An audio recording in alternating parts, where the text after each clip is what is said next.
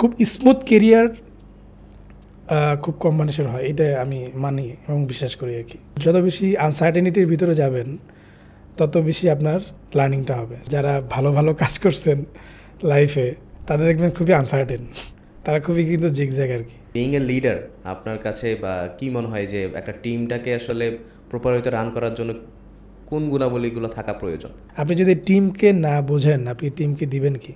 তো team lead হিসেবে আমার তো একটা রেসপন্সিবিলিটি থাকে যে আমাকে তাকে বোঝা, প্রত্যেকটা জিনিস আপনাকে অ্যাড্রেস করতে হবে ওটা কিন্তু তাও না।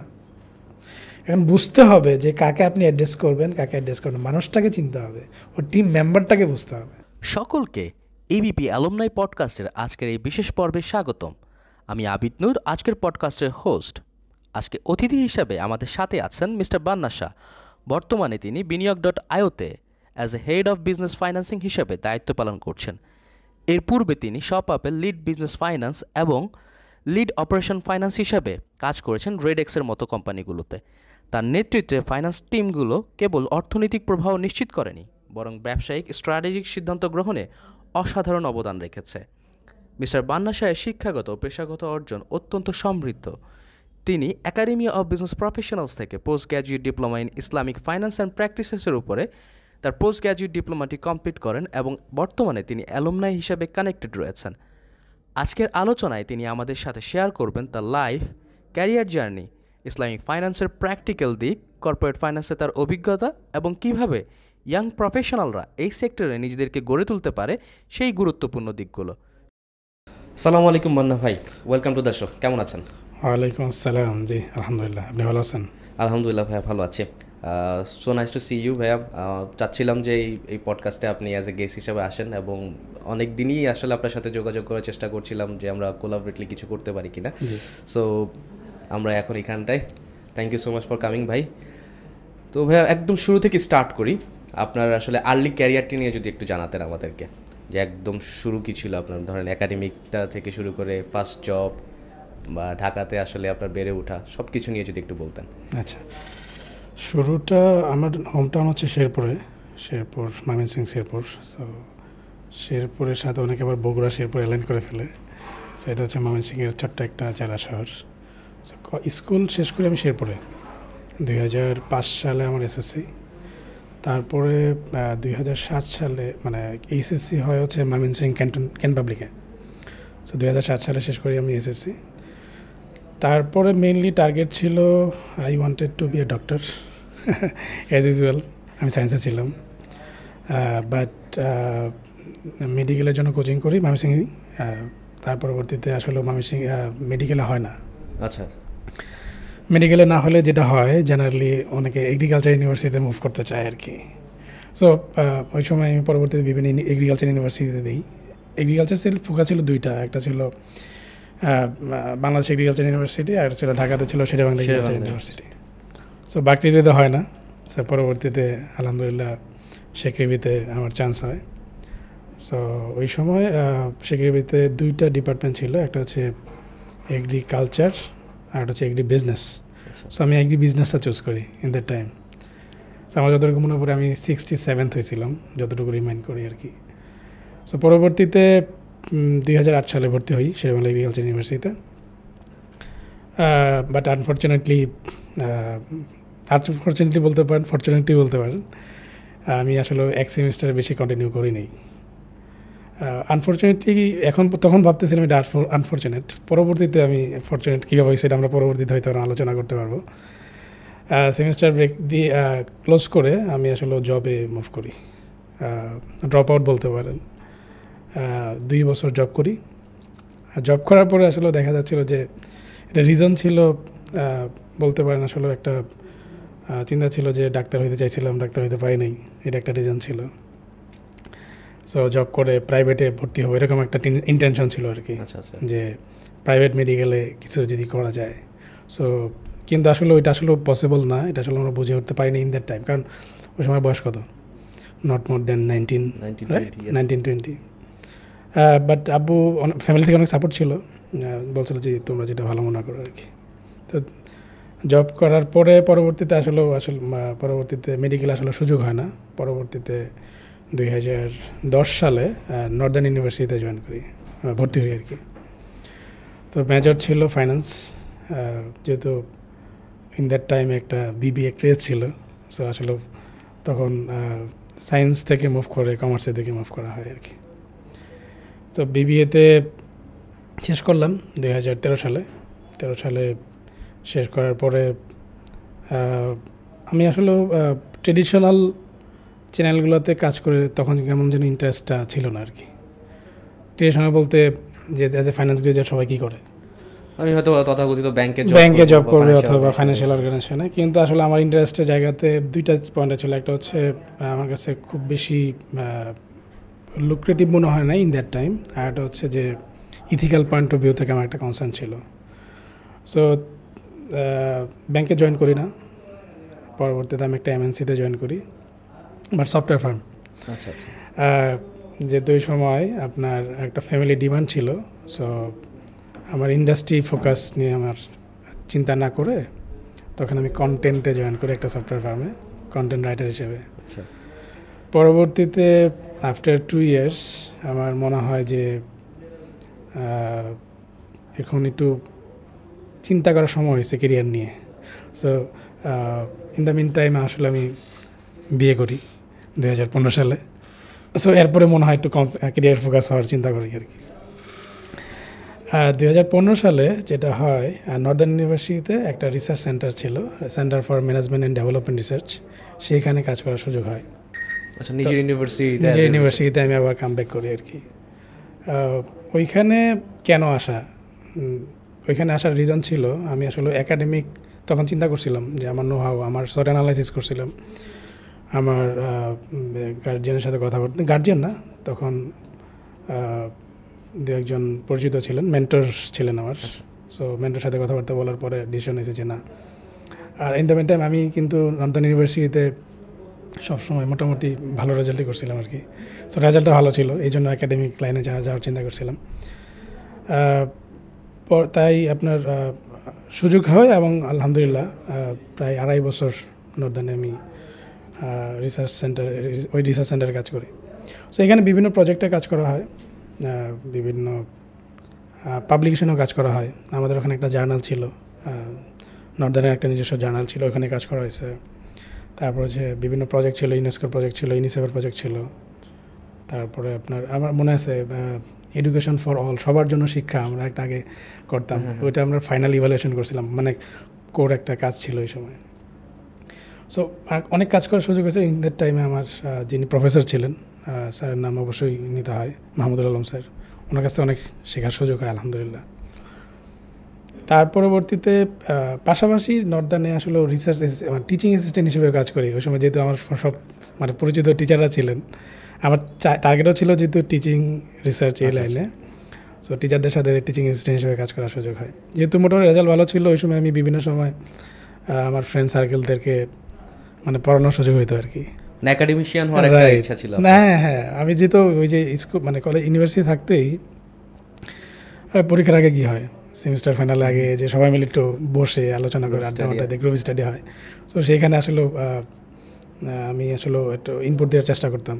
সো সবাই একটু মজা পেত। তখন আমার মনে হতো মানে এইসব জিনিস চিন্তা করছিলাম যে একাডেমিক লাইনে যাওয়া যায় কিনা, একটা অডিয়েন্সের সামনে আসলে কথা বলার সুযোগ থাকে আর কি।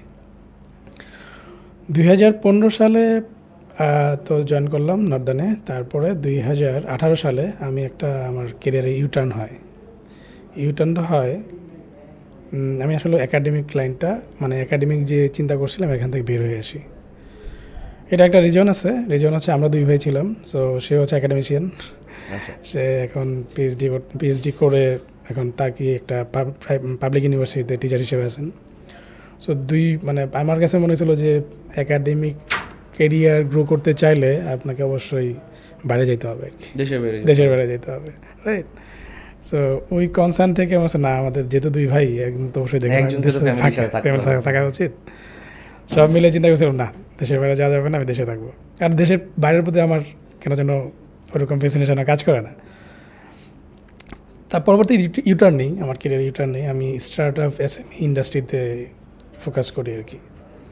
সো 2018 সালে আমার ইউটার্নটা হয় ক্যাপস্টোন দিয়ে। Capstone mainly IBMBA admission coaching. So তার পরবর্তীতে 2020 সালে আমি শপ আপ নাম শুনে থাকবেন, রেডেক্স ইন দ্যাট টাইম আপনার delivery third party delivery partner হিসেবে কাজ করতেছে এখন আলহামদুলিল্লাহ তারা ভালো করতেছে। সো রেডেক্সে জয়েন করি, বাট শুরুটা হয় অপারেশন দিয়ে।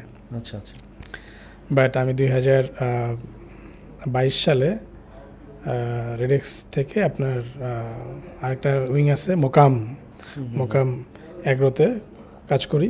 ওইখানে আমার লাস্ট ডেজিগনেশন ছিল আপনার একটা ওই মোকাম অ্যাগ্রোর বিজনেস ফাইন্যান্স লিড হিসেবে রিজাইন করি আর কি। পরবর্তী 2022 সালের জানুয়ারিতে আমি বিনিয়োগদাতাতে জয়েন করি। এখন আমি বিনিয়োগদাতাতে আছি হেড অফ বিজনেস ফাইন্যান্সিং হিসেবে। এই ছিল ইন এ শর্ট আর কি।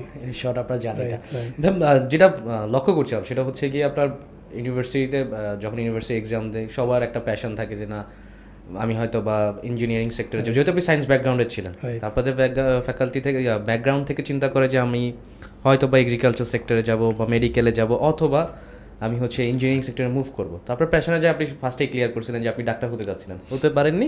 দেন আপনি কৃষিতে যখন জয়েন করতে চেয়েছেন, এরপর আপনি ইন্টারেস্টটা পাননি।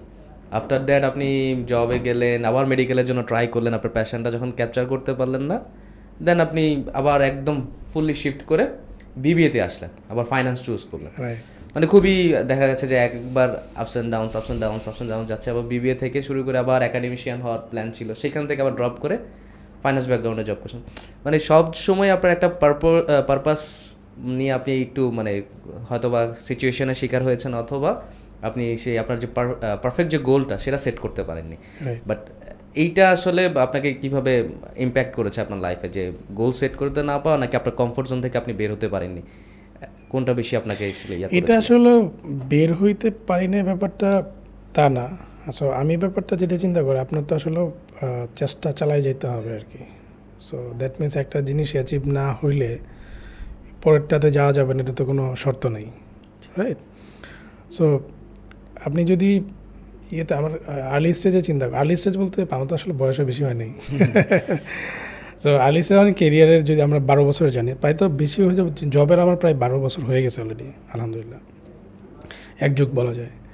সো আমাদের কিন্তু বিবিএ মানে মেজর সাবজেক্ট সিলেক্ট কিন্তু আসলে আমরা করি না স্কুল লেভেলে, রাইট? সো আমরা এটা যে মেডিকেল কেন অথবা ইঞ্জিনিয়ারিং কেন, এটা হচ্ছে আমাদের একটা ফ্যামিলিগতভাবে একটা প্রেশার হইতে পারে। সো ওই সময় তো আসলে নিজেকে বোঝাও যায় না। সো আমি ওইটাকে ধরবো না যে আমার সায়েন্স ছিল, সায়েন্সে আমি কেন কমার্সে মুভ করছি। আমি কমার্সে যে ফাইন্যান্স নিয়েছি, ফাইন্যান্স নেওয়ার কারণ ছিল এখানে ম্যাথমেটিক্যাল জিনিস আছে, কারণ আমি সায়েন্সে ছিলাম। এবং আমি কমার্সে বিবিএতে ঢোকার পরে আপনার যে ম্যাথমেটিক্যাল যে ব্যাপারগুলো ছিল এগুলো কিন্তু আমি ভালো করতে পারতাম, ভালো করি। দ্যাটস ওয়াই কিন্তু আমার এই সায়েন্সটা কিন্তু আমার সাপোর্টিভ হয়েছে আর কি। সো আপনার যেটা কোয়েশ্চেন ছিল যে ফোকাস ছিল কিনা, ফোকাস ছিলাম, but by the meantime আমার যখন দেখা যাচ্ছে একটা ক্লিক করতেছে না, তখন কিন্তু আমি আরেকটাতে মুভ করছি আর কি। বাট আমাকে দেখতে হচ্ছে যে আমি এখানে সর্বোচ্চ কতটুকু সময় দিতে পারবো, আমাকে বুঝতে হবে আমাকে যে এখানে আমার ক্যাপাসিটি আছে কি না। মানে অপটিমাম লেভেলে পৌঁছা পর্যন্ত আপনাকে চেষ্টা তো চালায় যেতে হবে, কিন্তু আমাকে অপটিমাম লেভেলে আমি চেষ্টা করছি। হ্যাঁ, অনেকে আছে কিন্তু অনেক আগে থেকে ফোকাসড। যেমন আমার স্পষ্ট মনে থাকে যে আমি যখন ক্লাস 8-এ পড়ি স্কুলে, তখন আমাদের যে ফার্স্ট বয় ছিল, তখন সে বলতেছিল সে বিসিএস ক্যাডার হবে, রাইট? কিন্তু ইন দ্যাট টাইম আসলে আমি জানতাম যে মানে বিসিএস ক্যাডার বলতে আসলে কী বোঝায়। মানে এটা বিকজ অফ মানে পারিপার্শ্বিক যে এনভায়রনমেন্ট, এটা একটা ফ্যাক্ট, রাইট? অবশ্যই। সো ও কিন্তু এখন বিসিএস ক্যাডার, সে হচ্ছে এখন ডাক্তার, সে সরকারি ডাক্তার, আলহামদুলিল্লাহ, মাশাআল্লাহ। কিন্তু আমার এক একজনের জার্নি এক এক রকম, এক একজনের জার্নি এক এক রকম। সো আমার কাছে মনে হয়েছে যে আমার যে লার্নিং ক্রাফটটা, এটা হচ্ছে জিগজ্যাগ, যেটা আমাকে ডাইভার্সিফাইড একটা এক্সপিরিয়েন্স দিছে। That's why I am here. মানে এখন যেখানে আসি, আমার কাছে যে আমি যদি পিছনেরটা ডটগুলো কানেক্ট করি, তাহলে দেখা যায় না আমি এই জায়গায় আসছি বিকজ অফ ওই জিনিসগুলো যদি আমার এক্সপিরিয়েন্স না হতো, তাহলে আমি এই জায়গায় আসতে পারতাম না। এই জায়গায় বলতে আমি বিনিয়োগ.আইতে যে কাজ করি, এখানে আসলে ডাইভার্সিফাইড ইন্ডাস্ট্রি নিয়ে কাজ করা হয়, বিভিন্ন ডিপার্টমেন্ট নিয়ে কাজ করা হয়, অ্যানালিটিক্যাল পয়েন্ট অফ ভিউ থেকে। সো এটা আমার জন্য সাপোর্টিভ হয়েছে, আমি আসলে এটা নেগেটিভভাবে দেখি না আর কি। এভরিথিং ইজ কানেক্টেড, আপনার একদম Right. শুরু জার্নি থেকে এখন পর্যন্ত আসা প্রত্যেকটা জিনিস আসলে কানেক্টেড থাকে। কেন প্রশ্নটা করার পিছনে রিজন হচ্ছে কি, যেটা হয় ইউনিভার্সিটি এক্সামগুলোতে অনেকেই ফেল্ড করে যে না, আমি হয়তো পাবলিক ইউনিভার্সিটিতে চান্স পাইনি। আপনি তো তাও কৃষিতে গিয়ে আপনি দেখা যাচ্ছে শেরেবাংলা ইউনিভার্সিটিতে চান্স পেয়েছেন, 67th হয়েছেন। অনেক হয় কি চান্সই পায় না, তো চান্স পায় না, এখানে তো আপনার জার্নি শেষ হচ্ছে না, না না, আপনাকে অলওয়েজ একটা অপরচুনিটির জন্য সার্চিংয়ে থাকতে হবে। রাইট। তো ওইটাকেই আসলে অনেকে ব্যাকফায়ার করে, না আমার দ্বারা হচ্ছে না, হবে না, তাদের জন্যই আসলে এই জিনিসটা একটা উদাহরণ হতে পারে। না, আপনি যদি অলওয়েজ সার্চিংয়ের জন্য থাকেন, অপরচুনিটি আসবে এবং প্রত্যেকটা ডটই কিন্তু আপনাকে কানেক্ট করে একটা অবস্থানে নিয়ে যাবে। Right. সবার আসলে লাইফ একই রকম থাকে না, আপস অ্যান্ড ডাউনস থাকবে, কেউ প্ল্যান্ড ওয়েতে আগাবে, যেটা আপনি বলছেন আসলে পারিপার্শ্বিক অনেক বিষয় কাজ করে। আমার পারিপার্শ্বিক অবস্থা আমাকে বলছে যে আমার নিড এটা, Right. তোমাকে এভাবে আগাতে হবে, গাইডলাইন পাচ্ছ, গ্রেট। অনেকে গাইডলাইন পায় না, রাইট। বেশিরভাগ ক্ষেত্রেই কিন্তু বাংলাদেশে মানে আমাদের যেটা পারিবারিক অবস্থায় অনেকেই গাইডলাইন পায়, আবার অনেকেই গাইডলাইন পায় না, কারণ সবাই আসলে দেখা যাচ্ছে ব্লেসড হয় না ওইভাবে। সো আপনাকে আসলে চেষ্টা চালিয়ে যেতে হবে আর অপরচুনিটি সার্চিংয়ে থাকতে হবে, এইটাই আসলে মানে তুলে ধরার জন্য আমি আপনাকে প্রশ্নটা করি। Thank এবং আপনি কিন্তু আসলে ওইটাই করেছেন, always searching for opportunities. So খুবই ডাইভার্সিফাই আপনার ক্যারিয়ার। তবে ক্যারিয়ারে একটা বিষয় খুব উল্লেখযোগ্য আমি যেটা দেখতে পাচ্ছিলাম, সেটা হচ্ছে কি ভাই, আপনি এসএমই প্রতিষ্ঠানগুলোর সাথে কাজ করেছেন, বা যদি আমি বলি স্টার্ট আপদের সাথে কাজ করেছেন বেশি, এবং এইখানটা আসলে কাজ শেখার সুযোগটা কেমন থাকে, চ্যালেঞ্জটা কেমন থাকে, সে ব্যাপারে যদি আমাদেরকে একটু বলতেন। আপনি যেটা অ্যাড্রেস করতেছেন এখানে আমি আরেকটু পোস্ট করি, সেটা হচ্ছে যে কেরিয়ারে ধরেন মানে একটা হচ্ছে মানে আমার আর্লি স্টেজে বলতে যখন আমি আসলে ডিসিশন নিতাম না, আর এটা হচ্ছে আমি যখন ডিসিশন নিচ্ছি, যখন গ্র্যাজুয়েশন করার পরে, একটা হচ্ছে প্রফেশনাল কেরিয়ার আর হচ্ছে আগে, দুইটাতেই আমার একটু দিক হয়েছে আর কি, মানে কেরিয়ারের। আর আপনার যে এই রিজনটা হচ্ছে যে আপনাকে আল্লাহ তৈরি করছে এই পারপাস দিয়ে, যে জন্য আপনি এই পয়েন্টটাতে এসে আপনি সার্ভ করতে পারবেন। সো এসএমইর ব্যাপারটা নিয়ে আপনি যে কোয়েশ্চেনটা করলেন, এই এসএমইতে আমার স্টার্ট আপ এসএমই যাত্রা শুরু হয়েছে 2018 সালে। 18 সালে যখন আপনার শুরু করি ক্যাপস্টোন দিয়ে, এর আগে কিন্তু আমার 2009 সালে কিন্তু আমি আসলে জব করছি। সো ওখানে কিন্তু আমার একটা 2 বছর এক্সপিরিয়েন্স আছে। সো ওখানে কিন্তু আমি সেলস জব করছি, আচ্ছা, রাইট। তার পরবর্তীতে আমি যখন ক্যাপস্টোন দিয়ে শুরু করি, ওখানে আমি কিন্তু অপারেশনে কাজ করছি, সেলস অপারেশন, মানে অ্যাডমিনিস্ট্রেটিভ অপারেশন, এডুকেশন। তারপরে কাজ করা হয় হচ্ছে আপনার রেডেক্সে কোর অপারেশন, ডেলিভারি সার্ভিস এই রিলেটেড অপারেশন। তারপরে মুভ হচ্ছে অপারেশনাল ফাইন্যান্স, তারপরে বিজনেস ফাইন্যান্স। সো আমি কেন এসএমই অথবা স্টার্ট আপ চুজ করলাম, এইটার রিজন হচ্ছে আসলে আমি আমার সবসময় জানার ইচ্ছা থাকতো যে আসলে বিজনেসে কী ঘটে, কী চলে। মানে একটা স্পেসিফিক ডিপার্টমেন্ট থাকবে, একটা ফিক্স কিছু কাজ থাকবে, এই কাজগুলোর প্রতি আমার ইন্টারেস্টটা কম আর কি। আমার যদি বিভিন্ন ডিপার্টমেন্টের কাজ জানা থাকে, বোঝা থাকে। আর এসএমইতে কী করা হয় যে আপনি কিন্তু আসলে স্পেসিফিক আপনার রোল থাকলেও আপনার কিন্তু সব ধরনের কাজ করতে হয়, সেটা আপনাকে কিন্তু লার্নিং দেয়, যে আপনি আসলে যদি শিখতে চান, শেখার সুযোগটা বেশি হচ্ছে এসএমই স্টার্ট আপে। সো আমার চুজ করার রিজন ছিল একটা, যে আমি আসলে জানতে চাই, বুঝতে চাই যে আসলে কী ঘটতেছে বিজনেস ওয়ার্ল্ডে। আমি যদি ধরেন একটা এমএনসিতে কাজ করতাম, আমি এমএনসিকে নেগেটিভভাবে অবশ্যই বলতেছি না, কিন্তু আমি যেটা বলতে চাচ্ছি যে এটা আপনার পারপাসের উপর ডিপেন্ড করবে যে আপনি আসলে কী ধরনের কেরিয়ার প্ল্যান আপনার। সো আমার কেরিয়ার প্ল্যানটা ছিল যে যেহেতু স্টার্ট আপ ইন্ডাস্ট্রিতে হাইপার গ্রোথের একটা ব্যাপার থাকে, সো আমার নিজের কেরিয়ারের কিন্তু একটা হাইপার গ্রোথ চাচ্ছিলাম, কারণ আমার ইউটার্ন হয়েছে লাইফে, রাইট। সো ইউটার্নের সময় আমি যদি হাইপার গ্রোথে যাইতে চাই, তাহলে আমি অবশ্যই একটা স্টার্ট আপ ইন্ডাস্ট্রিতে কাজ করতে, এটা আমার ওই সময় পয়েন্ট ছিল, চিন্তা ছিল। দ্যাটস আমি আসলে স্টার্ট আপ এসএমই নিয়ে কাজ করার সুযোগ করি আর কি। আচ্ছা, স্টার্ট আপে কিন্তু অনেক ধরনের চ্যালেঞ্জ থাকে, চ্যালেঞ্জ আপনাকে ফেস করতে হয়, কারণ হচ্ছে গিয়ে যেটা হয়, যারা বর্তমান সময়ে যারা স্টার্ট আপ নিয়ে কাজ করছেন, তারা কিন্তু অনেকগুলো মানে চ্যালেঞ্জ নিয়ে কাজ করছেন, কারণ এন্টারপ্রেনিয়ারের জায়গা থেকে বাংলাদেশে কিন্তু ওইভাবে এখন বিজনেস ব্লুম করার সুযোগ খুব কম। সো যারা শুরু করছে তারা কিন্তু রিস্ক নিয়ে শুরু করছে, এবং তাদের মাইন্ডসেটটাও থাকে রিস্ক নিয়ে কাজ করব, যত চ্যালেঞ্জ আছে দেখব। এই ধরনের মাইন্ডসেটটা আপনাকে কতটা হেল্প করেছে, বা আপনার কাজ শিখাগুলোতে আপনি কী ধরনের চ্যালেঞ্জ বেশি ফেস করেছেন এসএমইতে কাজ করে? এসএমই বলবো না, স্টার্ট আপ বলবো। সো আমার ফোকাসটা ছিল, ধরেন আমি কাজ করছি স্টার্ট আপে, বাট ফর এসএমইস, রাইট। সো এইখানে কাজ করে স্টার্ট আপে যেটা হয় আপনার টাইম বলতে কিছু থাকে না আর কি। সো আমি যদি আর্লি 2020 সালে যখন আমার 18 সালে 20 সালে যখন শুরু করি, তখন আমি আসলে ফোকাসটা ছিল লার্নিংয়ের, সবসময় লার্নিং থাকতো আমার, যে আমি আসলে যে কোনো কাজ করতে হতো আমার পয়েন্টটা ছিল যে হয়তো বা এটা আমার কাজ না, কিন্তু আমি ফোকাস থাকতো যে আমি এখান থেকে কী শিখবো, সবসময় পয়েন্ট থাকতো। কারণ একটা জিনিস কি, ওই সময় কিন্তু আমি এজ এ নতুন মানে এমপ্লয়ি হিসেবে আমার যে পয়েন্ট অফ ভিউ আর এমপ্লয়ারের যে পয়েন্ট অফ ভিউ কিন্তু সবসময় ডিফারেন্ট থাকে, ঠিক আছে। আপনি একটু আগে একজনকে বলতেছেন ওকে একটু শেখানোর ব্যবস্থা করো, মানে যেগুলো সাপোর্ট হিসাবকে বলতেছিলাম, মানে আমি যাই না, হয়তো আপনি তাকে লিডারশিপ গ্রো করার জন্য চেষ্টা করতেছেন, উনি কিন্তু এটা জানে না, রাইট, কিন্তু আপনি কিন্তু জানতেছেন, আপনি কিন্তু গাইড করতেছেন। সো আমার ওই সময় একটা পয়েন্ট ছিল যে আমাকে যেহেতু এই কাজটা দিছে, there is a purpose, there is a reason behind it, so আমি কাজটা করি, আর যেটা করি ঠিকমতো করি 100% যেন আমার যেন থাকে, কোনো যেন গ্যাপ না থাকে। সো এটা করার কারণে যেটা হয়েছে যে সবসময় আমার একটা গ্রোথটা থাকতো সবসময় ক্যারিয়ারে, কারণ যে কাজই দিত সেই কাজই করতাম, কোনো সময় না করার চিন্তা টেন্ডেন্সি ছিল না।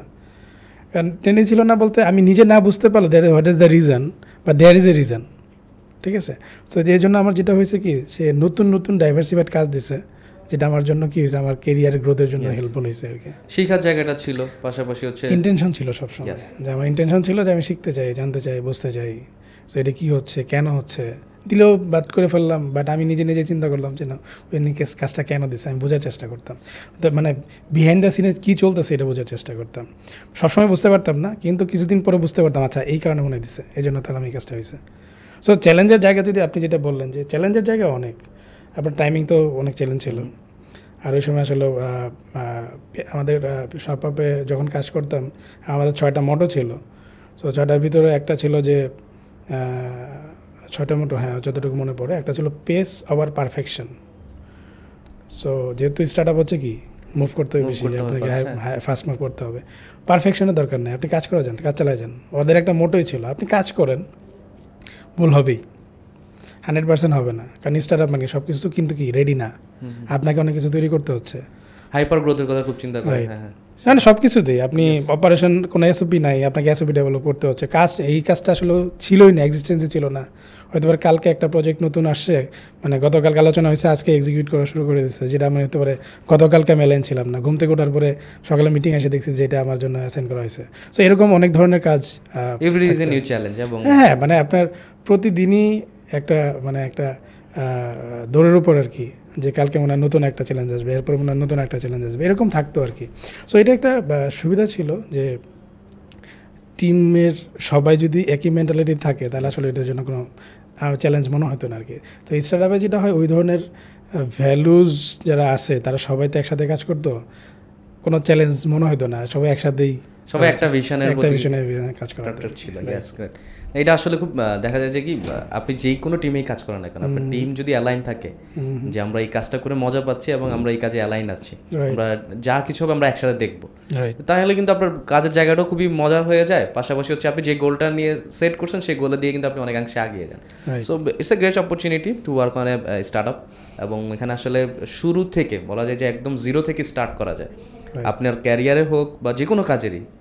যেহেতু নতুন চ্যালেঞ্জ আসছে ডে বেসিসে, সো আপনাকে সবসময় প্রস্তুত থাকতে হচ্ছে, নতুনভাবে শুরু করতে হচ্ছে, না এটা পারবো না এই ধরনের কথা না, এই অ্যাপ্রোচ নিয়ে আপনি স্টার্ট আপে কাজ করা যাবে না।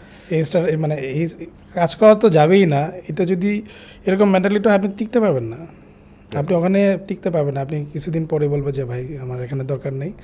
হ্যাঁ সবাই কি স্টার্ট আপে কাজ করবে, এটাও তো আসলে ঠিক না, সবাই তো ওই মেন্টালিটিরও না, কারণ এক একজন এক এক রকমভাবে তৈরি করা হয়েছে। সো ওটাই বললাম যে আমার যে এত মুভ এটা ছিল যে আমাকে সার্চ করতে হয়েছে যে আসলে আমি কোন জায়গাতে ফিট হবো।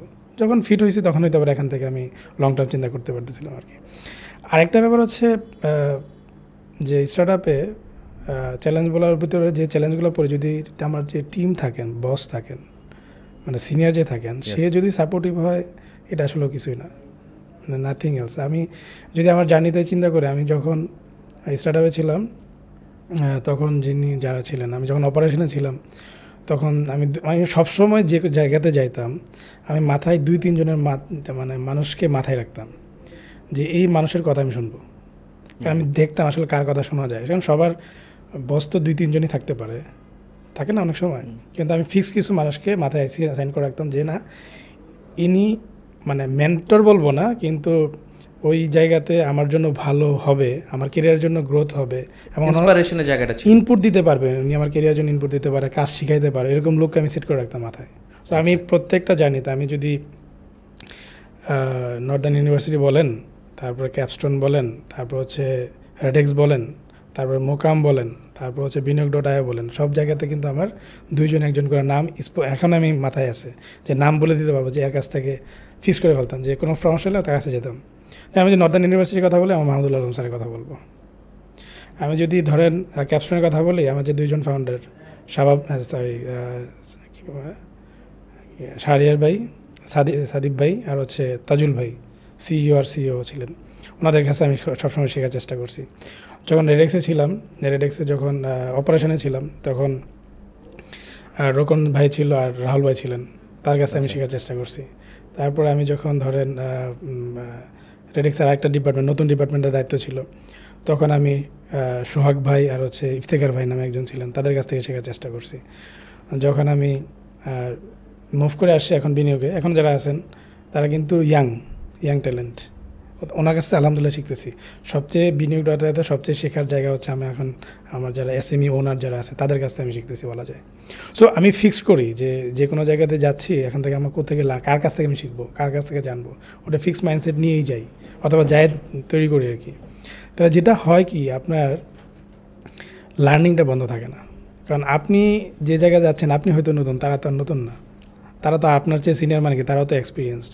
সো আপনি যদি তাদের কাছে অ্যালাইনমেন্ট থাকেন, আপনি যতটুকু না শিখবেন আপনি কাজ করে, আপনি কিন্তু তাদের মাধ্যমে গুরুর মাধ্যমে কিন্তু আরও বেশি শিখতে পারবেন। সো এই জিনিসটা আমার কাছে যে মনে হয় যে কেরিয়ারে এই ধরনের যে জায়গাতে যাওয়া হয়, যদি এরকম ফিক্স করা হয় কাউকে, যদি ইন্ডাস্ট্রিতে মানে ওই ওয়ার্কিং স্পেসে নাও হয়, ইন্ডাস্ট্রি রিলেভেন্ট কাউকে অবশ্যই কাজের জন্য মেন্টরশিপ কিন্তু আমি আলাদা বলবো, আমি আসলে একটু আলাদাভাবে চিন্তা করি, মেন্টর আবার আলাদা জিনিস। আচ্ছা আচ্ছা, ইন্ডাস্ট্রি ওয়াইজ যে মেন্টর হইতে হবে ওটা তাও না, বাট কাজের জন্য আমি এভাবে প্রপার একটা গাইডলাইন পাবো যে আমি এখান থেকে কিভাবে এই চ্যালেঞ্জটা মোকাবেলা করবো। ওনারা অলরেডি ওই চ্যালেঞ্জ পার করে আসছেন ভাই, ওনার জন্য এটা নতুন না, কিন্তু আমার জন্য নতুন। আমি যদি ওনার কাছে শিখে আমি এই চ্যালেঞ্জে পড়বো না, উনি অলরেডি শিখে আসছে, উনি অলরেডি ওই গর্তটা পড়ে আসছে। আমি যদি ওনার কাছে শিখে ওই গর্তটা না পড়ি, তাহলে আমার জন্য তো আমার গ্রোথটা তো আগাই গেল, আমি তো আর একটু বেশি আগাইতে পারলাম, আমার কেরিয়ারের জন্য একটু আগে থাকবে।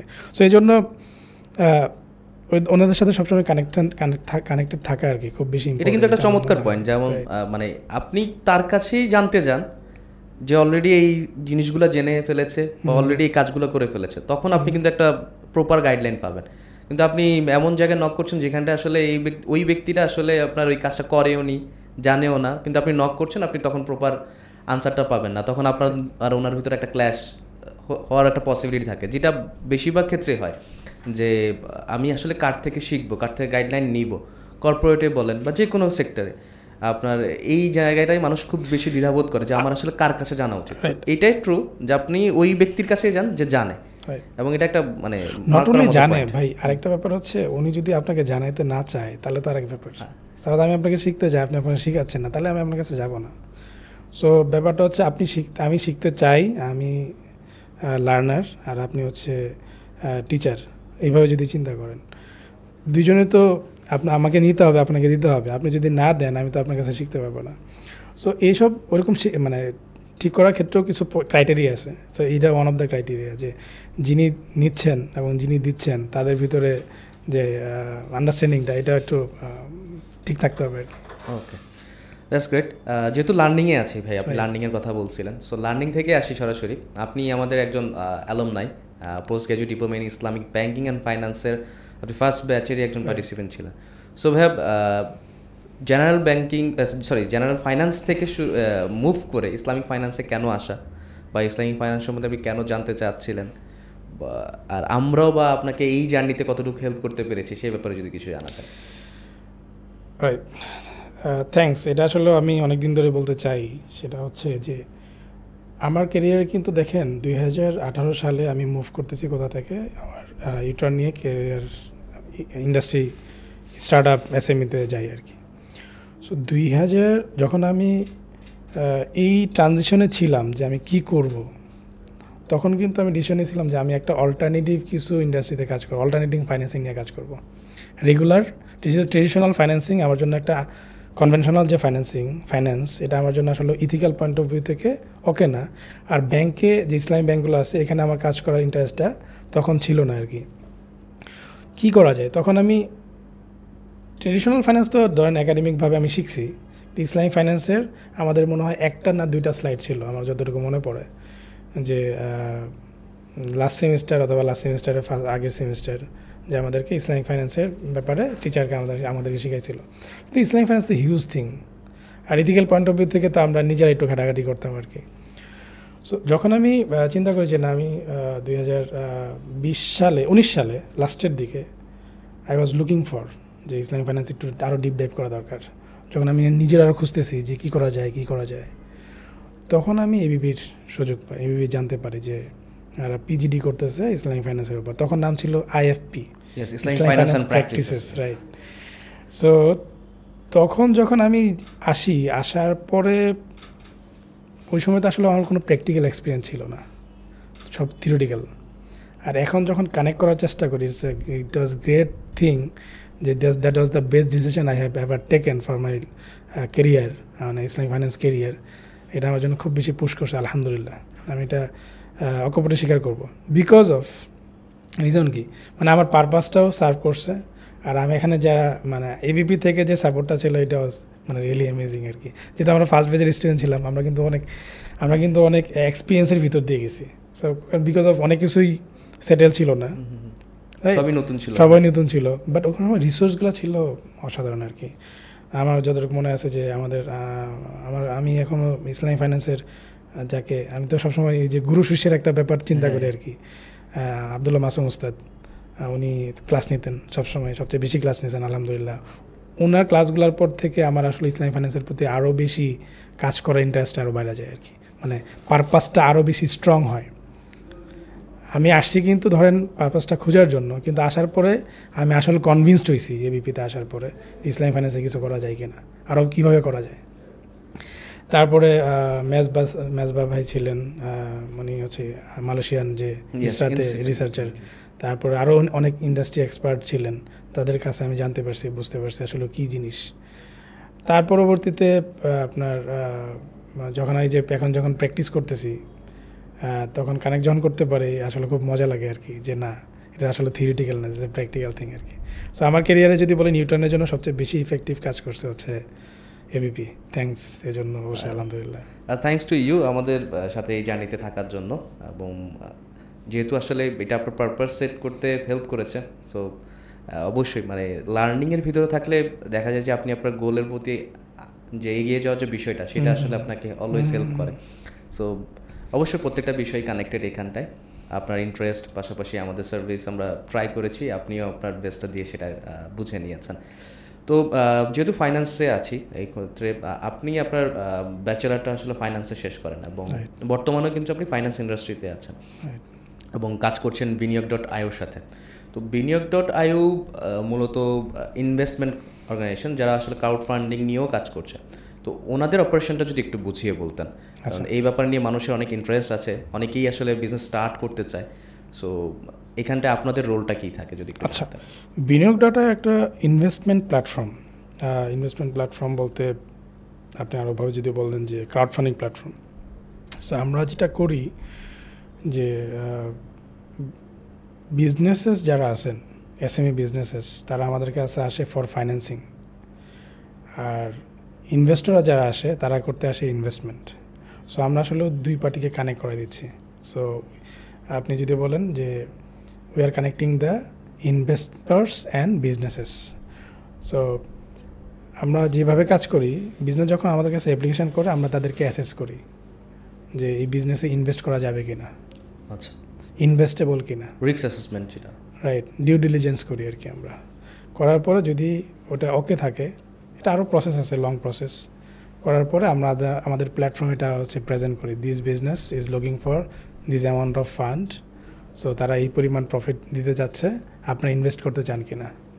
সো আমরা পরবর্তী আমাদের ওয়েবসাইট আছে, আমাদের অ্যাপ আছে, অ্যাপের থ্রুতে এটা আমরা লঞ্চ করি। ডিটেলস থাকে এখানে, বিজনেস সম্পর্কে ডিটেলস দেওয়া থাকে যে বিজনেস কি, বিজনেসের মালিক কে, বিজনেস আপনার কি কি রিস্ক আমরা পাইছি, এখানে সে কী কী মিটিগেশন স্ট্র্যাটেজি নিছে, তারপর হচ্ছে আপনার বিজনেস কি এই যে ফাইন্যান্সিং হবে এটা দিয়ে কী করবে, তার প্ল্যানটা কী, এগুলো দেওয়া থাকে এবং অ্যাড্রেসও দেওয়া থাকে আর কি। পরবর্তীতে এগুলা ইনভেস্টররা দেখে ডিসিশন নেয় যে কোথায় সে ইনভেস্ট করবে। সো আপনি যদি আমাদের এখন অ্যাপে যান, দেখবেন যে কয়েকটা বিজনেস অপশন আছে, আপনি এখান থেকে চুজ করবেন যে আপনি কোথায় ইনভেস্ট করবেন। So what's the difference between traditional bank অথবা traditional institution and crowd funding? So ব্যাঙ্কগুলো কী করে, ব্যাঙ্কগুলো হচ্ছে ডিপোজিট কালেক্ট করে, তারপরে সে বিভিন্ন জায়গায় ইনভেস্ট করে, তারপর এখান থেকে প্রফিট নিয়ে এসে আপনি আবার ইনভেস্টরদেরকে, ডিপোজিটার্সকে আপনার প্রফিট সহ ফেরত দেয় আর নিজের ট্রেডিশনাল ব্যাংকে। আর আমরা যেটা করি কি, যে আমরা ইনভেস্টরদেরকে হেল্প করি ডিসিশন নিতে যে আপনি কোথায় ইনভেস্ট করবেন স্পেসিফিক বিজনেসে। সো আপনি যখন বিজনেস ইনভেস্ট করতেছেন, আপনি ধরেন কথা ABP is looking for fund, so এবিপিতে আপনি ইনভেস্ট করবেন, ওকে, রাইট? সো আপনি ডিসিশন নিচ্ছেন। এখন আমরা হেল্প করি ইনভেস্টরদেরকে যে আমরা একটা রিস্ক গ্রেডিং করি, যে আমরা এই অ্যাসেসমেন্ট করার পর, ডিউ ডিলিজেন্স করার পর একটা রিস্ক গ্রেড আসে এ বি প্লাস এরকম আর কি। সো সবচেয়ে লয়েস্ট রিস্ক গ্রেড হচ্ছে এ। লয়েস্ট রিস্ক গ্রেড বলতে আমি বোঝাচ্ছি যে সবচেয়ে কম রিস্কি, তারপর হচ্ছে বেশি রিস্কি হচ্ছে বি প্লাস, তারপর হচ্ছে বি হচ্ছে এর চেয়ে বেশি রিস্কি, এরকম অপশন দিই বিজনেস। এই যে প্ল্যাটফর্ম, এগুলো আমরা কী করি, রিপ্রেজেন্ট করি। তারপর আরও কত আছে, কেউ অফার করতেছে আপনি এনোলাইজড 17% পাবেন, এনোলাইজ 16% পাবেন, আবার এনোলাইজ 18% পাবেন, এরকমও আছে। আর অনেকে আবার আমরা যে মুদারাবা, মুশারাকা, যেগুলো যে বিপি থেকে শেখা হয়েছে আর কি, ওগুলো আমরা ওখানে মানে এটা কি পার্টনারশিপ বিজনেস, মানে পার্টনারশিপ মোডে ফাইন্যান্সিং করব নাকি আপনার প্রোডাক্ট কিনে দিব বিজনেসকে। সো ওই ধরনেরগুলো ওখানে সব ডিটেলস দেওয়া থাকে। এগুলোর মধ্যে মানে এই পয়েন্টগুলো দেখে ইনভেস্টররা ডিসিশন নেয় যে সে কোথায় ইনভেস্ট করবে আর কি। So in a short, we are a crowd funding platform. So আমরা বিজনেসকে হেল্প করতেছি ফর ফাইন্যান্সিং, আর ইনভেস্টরদেরকে আমরা হেল্প করতেছি to invest fund and make money from that investment. আচ্ছা, যেটা হয়, আপনি যেহেতু ইসলামিক ফাইন্যান্সের পার্সপেক্টিভটা এখানে রাখছেন, সো ইসলামিক ফাইন্যান্সের পার্সপেক্টিভ অনুযায়ী আপনার লেনদেন সম্পূর্ণরূপে ক্লিয়ার থাকতে হয়। আপনি যে লেনদেনটা করছেন বিজনেসে, আপনি যে ইনভেস্টমেন্ট করছেন সেটা কতটা প্রপার ওয়েতে আসছে, পাশাপাশি হচ্ছে যিনি ইনভেস্টমেন্টটা নিচ্ছে তিনি আসলে তার প্রপার যে বিজনেসে ইনভেস্ট করছে সেটার আসলে চ্যালেঞ্জগুলো ক্লিয়ার কিনা। সো একদম ক্রিস্টাল ক্লিয়ার থাকতে হয় এই ব্যাপারগুলোতে। এই জায়গায় আপনারা কীভাবে কাজ করেন? ক্রিস্টাল ক্লিয়ার ব্যাপারটা হচ্ছে, এটা হচ্ছে একটা হচ্ছে শরিয়া কমপ্লায়েন্স, এটা হচ্ছে ফাইন্যান্সিয়াল কমপ্লায়েন্স, মানে দুই জিনিস আর কি। সো শরিয়া, আমরা তো আসলে শরিয়া এক্সপার্ট না। সো ওই যে মাসুম ভাইয়ের কথা বললাম, সো এরকম শরিয়া এক্সপার্ট কিন্তু অনেক আছে বাংলাদেশে। সো আমরা আসলে শরিয়া ব্যাপারগুলো এনশিওর করে, আমাদের শরিয়া কনসালটেন্সি ফার্ম আছেন, আমার থার্ড পার্টি, তারা এটা এনশিওর করে। তাদের মাধ্যমে আমরা অ্যাপ্লাই করি। আমার টিম, আমি বিজনেস ফাইন্যান্সিং থেকে, তো সো আমরা যে টিমটা ডিউ ডিলিজেন্স করে বিজনেস ইনভেস্টেবল কিনা, বিজনেসকে অ্যানালাইসিস করা হচ্ছে আমার মেন টিমের কাজ। সো এইখানে আসলে দেখি যে ফাইন্যান্সিয়াল যে কমপ্লায়েন্স আপনি যেটা বললেন, ওইখানে তো এক বিজনেসের এক চ্যালেঞ্জ। সো শরিয়া কমপ্লায়েন্ট ওয়েতে ও ব্যবসা করতেছে কিনা এটা একটা কনসার্ন, শরিয়া কমপ্লায়েন্ট প্রোডাক্ট নিয়ে কাজ করতেছে কিনা এরকম কনসার্ন। আমাদের অনেক বিজনেস আমাদের কাছে অ্যাপ্লিকেশন করে, কিন্তু আসলে আমরা কাজ করতে পারি না, বিকজ অফ হইতে পারে তার প্রোডাক্টটাই শরিয়া কমপ্লায়েন্ট না, এটা ফার্স্টেই রিজেক্ট হয়ে যায়। আবার তার যে মোডে কাজ করতেছে, যেভাবে কাজ করতেছে, ওইখানে আসলে নন শরিয়া কমপ্লায়েন্টের অনেক অপশন আছে আর কি। সো এই জন্য আসলে ওখানে আমরা কাজ করতে পারি না, মানে চ্যালেঞ্জ থাকে। সো এইগুলোই তো আমাদেরকে শিখাইছে আর কি, যে কী দেখতে হবে, কী করতে হবে। সো এগুলো আমরা দেখি, ফাইন্যান্সিয়াল ব্যাপারগুলো তো দেখা হয়, ওইগুলোই কিন্তু রিস্ক গ্রেডে উপস্থাপন হয়। যে আমরা যে রিস্ক গ্রেডটা করতেছি, এখানে প্রায় 30টা প্লাস ডেটা পয়েন্ট আছে, ওগুলো আমরা দেখি, অ্যানালাইসিস করি। আমাদের ইন হাউস অ্যানালিস্ট টিম আছে, মানে আমরাই অ্যানালিস্ট টিম। আমার টিমটা আসলে একটু ডাইভার্সিফাইড, যে আমরা বিজনেসের সাথে কমিউনিকেশন করি, আবার অ্যানালাইসিসও করি, আবার আমাদের ক্যাম্পেনে যে ক্যাম্পেন পেজ আছে, ক্যাম্পেন যে আমরা লিখি, ওটাও আমরাই করি আর কি। সো আবার যে শরিয়া কমপ্লায়েন্স হয়েতে যে আবার ফাইন্যান্সিং করা, ওটা আবার এনশিওর করে আমরাই। সো এখানে কিন্তু অনেক ধরনের স্কিল সেটের ব্যাপার আছে আর কি। সো ওই জিনিসগুলোই মাধ্যমে আমরা পরবর্তীতে যে আপনি ফাইন্যান্সিয়াল কমপ্লায়েন্স, শরিয়া কমপ্লায়েন্স ব্যাপারগুলো দেখি। সো একটা বিজনেসকে আপনি সাথে সাথে বলতে পারেন না আপনি এটা হচ্ছে নন কমপ্লায়েন্ট, এটা কত পার্সেন্ট সে কাজ করতেছে, এইটার কন্ট্রিবিউশনটা কতটুকু, এটা প্যারামিটার আছে, ওই প্যারামিটারগুলো দেখতে হয়, বুঝতে হয়।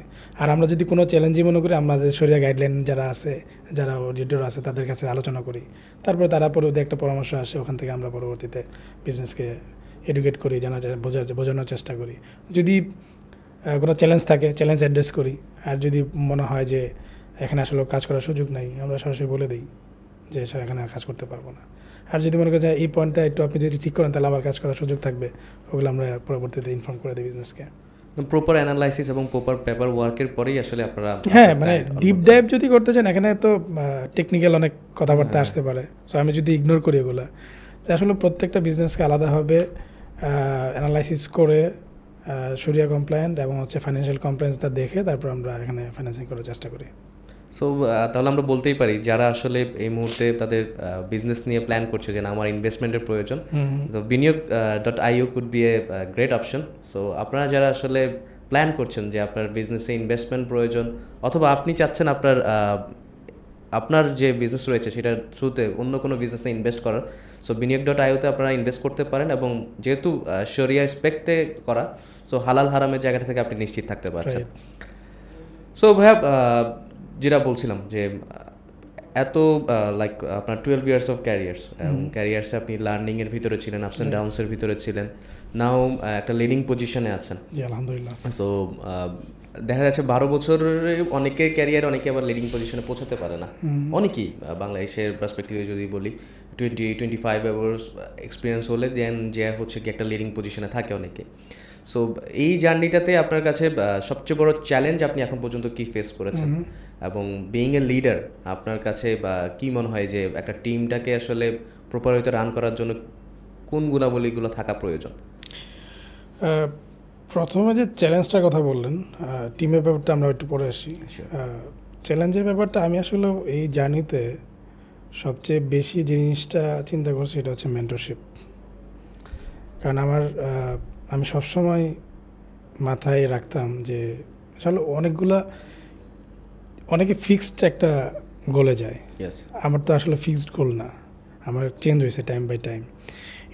এটার পার্সেন্টেজটা বেশি আমার কাছে যেটা মনে হয়, বিকজ অফ আমরা আসলে মিড লেভেলে যারা আছি, মিড ইনকাম ফ্যামিলি যারা আছি, তাদের জন্য কিন্তু আসলে মানে একভাবে চিন্তা করা যায় না, there is a lot of responsibility চলে আসে। মানে এমন একটা বয়স, যে বয়সটাতে আসলে আপনি আসলে ফিক্স থাকতে পারবেন না, মানে পাশাপাশি বিভিন্ন ফ্যাক্টর আপনাকে বাধ্য করবে আর কি। সো এই জায়গাতে আমার কাছে মনে হয় একটা মেন্টরশিপ। আমি চ্যালেঞ্জে পড়ছিলাম, বাট আলহামদুলিল্লাহ আমি ওভারকাম করতে পারছি। আমরা কিন্তু 2 ভাই, আপনাকে অ্যাড্রেস করছিলাম, আমরা কিন্তু আবার ক্লাস 8 থেকে একসাথে একই ক্লাসে পড়ালেখা করছি। সো আমাদের বয়সের গ্যাপ খুবই কম।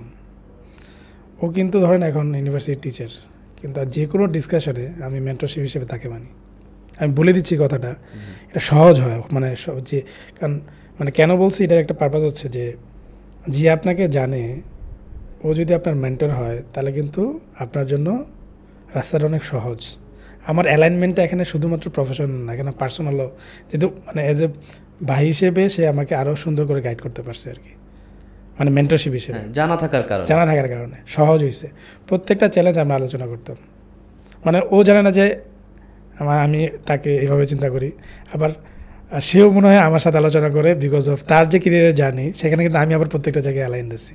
সো এখানে এরকমই, যদি এরকম হয় একজন আরেকজনকে চিনে জানে, আলোচনা করে, মানে যে কোনো ডিসিশন, বিশেষ কেরিয়ার রিলেটেড ডিসিশন, আমরা তো ফ্যামিলিগত ডিসিশন তো দুই আলোচনা করে ডিসিশন নেই, কেরিয়ারের ব্যাপারটা সেও আমার সাথে আলোচনা করে, আমিও তার সাথে আলোচনা করি। ইচ অ্যান্ড এভরি স্টেপে তার অবদান আছে, ইনপুট আছে।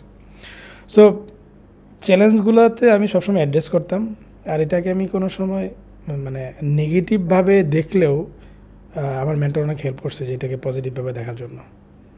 এই জন্য আমি আসলে কোনো সময় বন্ধ ছিলাম না, আমি আগাই গেছি আর কি। এখনও যে একবারে খুব বেশি অপটিমাম লেভেলে চলে আসছে ব্যাপারটা কিন্তু তা না, right? But what ever I have, আলহামদুলিল্লাহ, মানে আমি আমার পারপাস যেটা টার্গেট ছিল ওটা সার্ভ করতেছি।